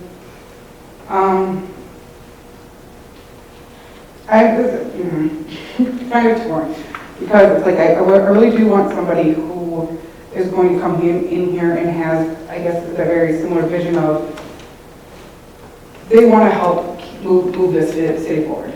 It's been at a standstill for quite some time, and you know, things need to change. But also, I kind of teeter-totter that looking for somebody with all this experience in the world who knows the ins and outs of, you know, city government, and then it's like, oh, but then do I really want that? Because, you know, so they might have their own, you know, mind frame on how they want to do things, and sometimes that's butting heads then with, you know, the council, and that's not going to get us anywhere. But it is a kind of really hard question to answer. I mean, that's pretty much the best I can give you right now. I've been tossing it around in my head for the last couple of weeks, and, you know, I have some ideas and whatnot, but, yeah, it's just all that.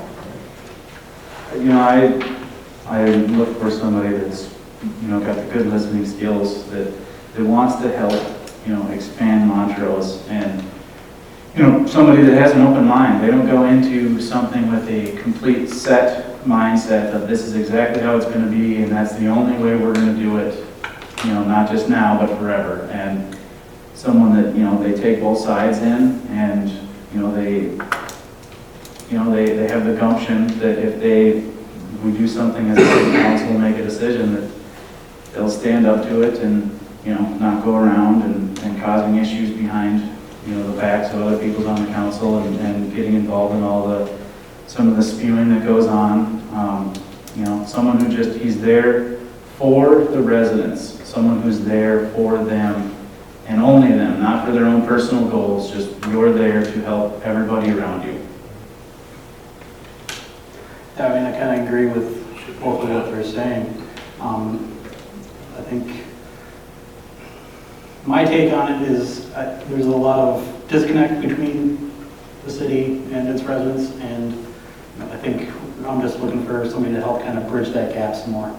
I think we as a council here so far, I think we all have kind of that mindset where it's not about us.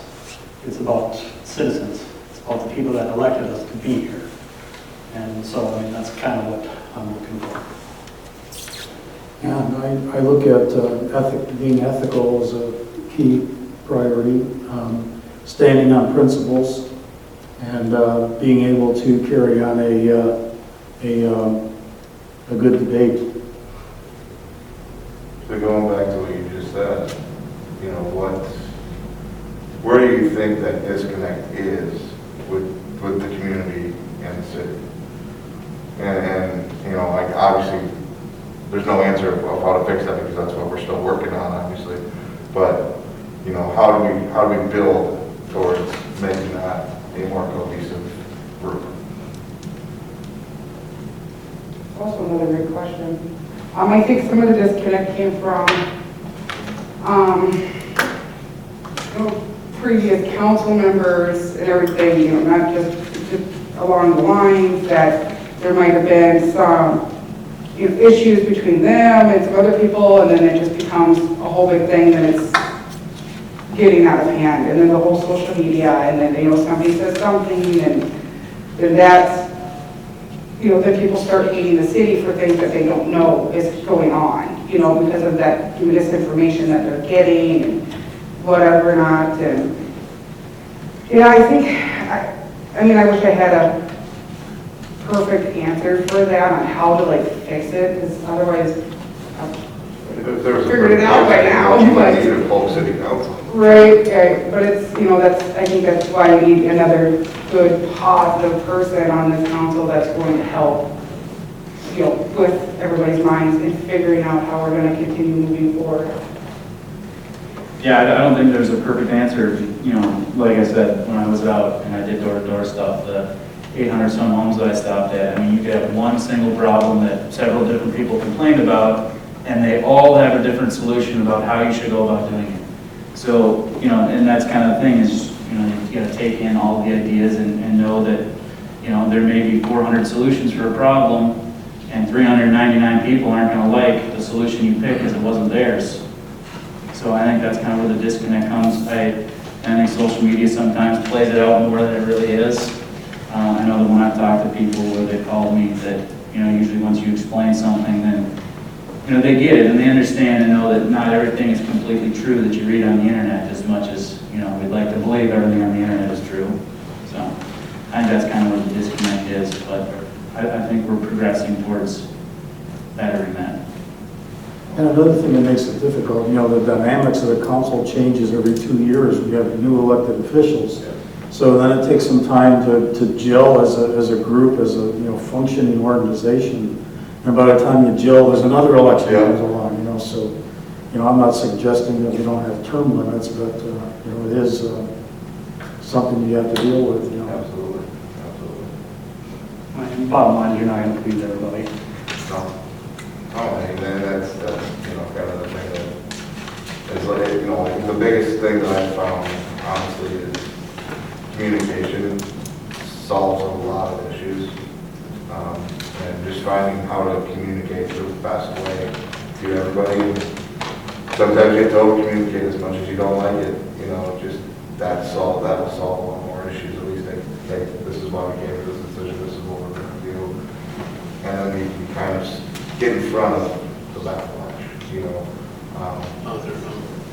So, yeah, I think just, you know, the last question I think I have for all of you, before I can give you guys a yes or no your night, is what type of legacy do you guys want to leave as this city council for the next 2 years?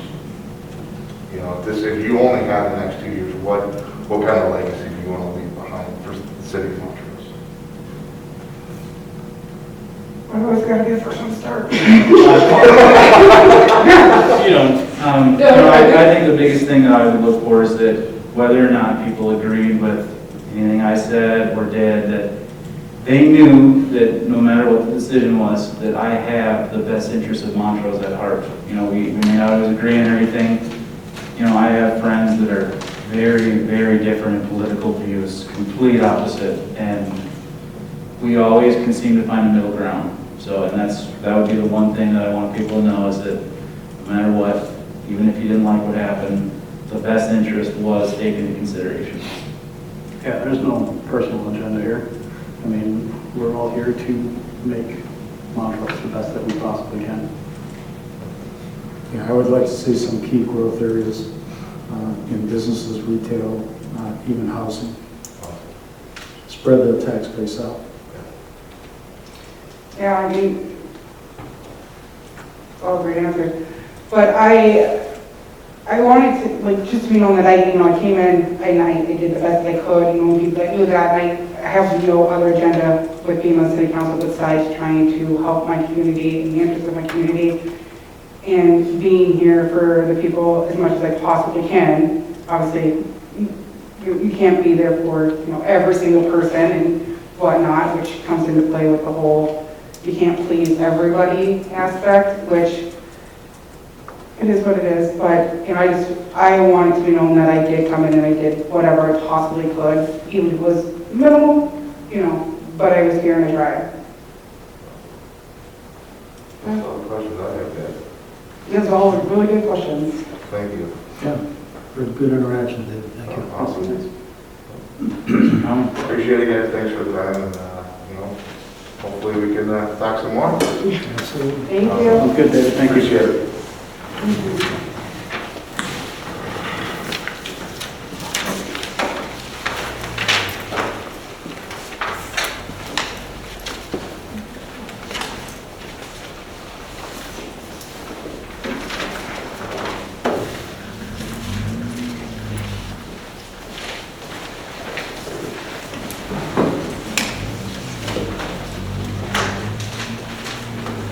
Thoughts?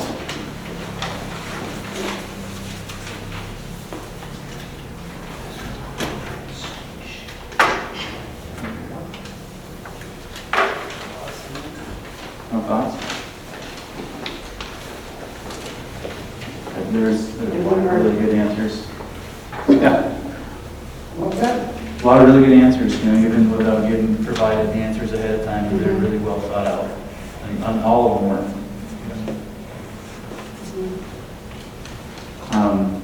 I'm kind of leaning one way. Does anybody else have an opinion on who they may or may not be leaning towards?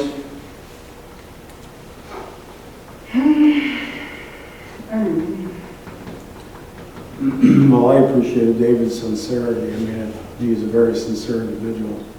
And I think he appears to be committed to whatever he puts his hand to. Yeah, I agree. Wholeheartedly on that one. Yeah, I really appreciate and like the, experience and the knowledge that both Mike and Roger have. I'm leaning towards Roger myself. Sounds like you guys are kind of leaning towards David.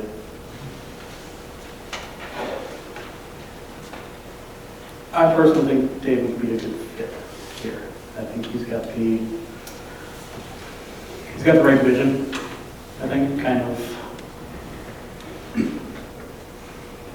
say it goes in line with what we're trying to accomplish, but I think it falls closely behind that.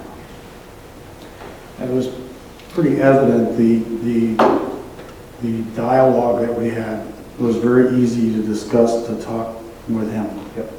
I'm afraid, and I don't mean this to be facetious, but I think Roger's a great guy, good qualifications. However, I think our council meetings may be 7 hours long, because, he does like to expand on things and get stories wrapped up, and, kind of counterproductive to getting business done. Yeah. And I like a lot of Mike's answers. He did very well, I think so. And I made a lot of notes on him because he really did a great answer. If I had to lean towards one out of the 4, I think I'm leaning towards David.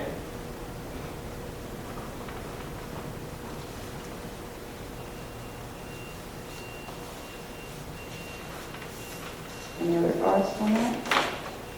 Yeah, they did really well. I like David's Oh, even answers. Christina, she did great too. I mean, I just, Yeah, they all did really tons of well. notes. And she had a good question at the end, and it's like, I don't, yeah. Yeah, I go back to what you said about the interaction. It didn't seem forced with David. I think everything kind of flowed really well. And I think, if we're trying to come up with ideas and stuff like that, I think just having that sort of interaction would definitely help us. Yeah, and I don't think he would hesitate to not give you his opinion about something. Right.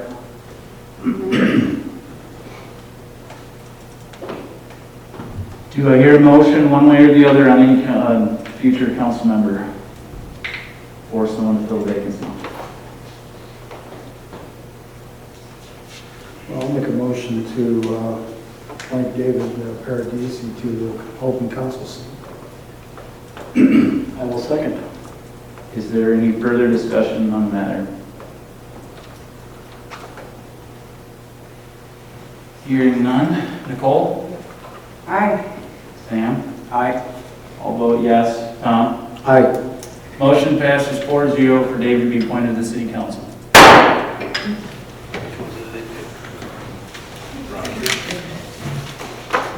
Any other business? Hearing none, I'll make a motion to adjourn. I will second. Ooh, I did it first. Nicole? Kirby motion, Nicole said second. Nicole? Aye. Sam? Aye. Aye. All vote yes. We are adjourned. So with that, You're almost the poorest one of the bunch. Kirby, do you want to, I was going to ask you that, you have time to make your motion to offer it to me? Yep. And then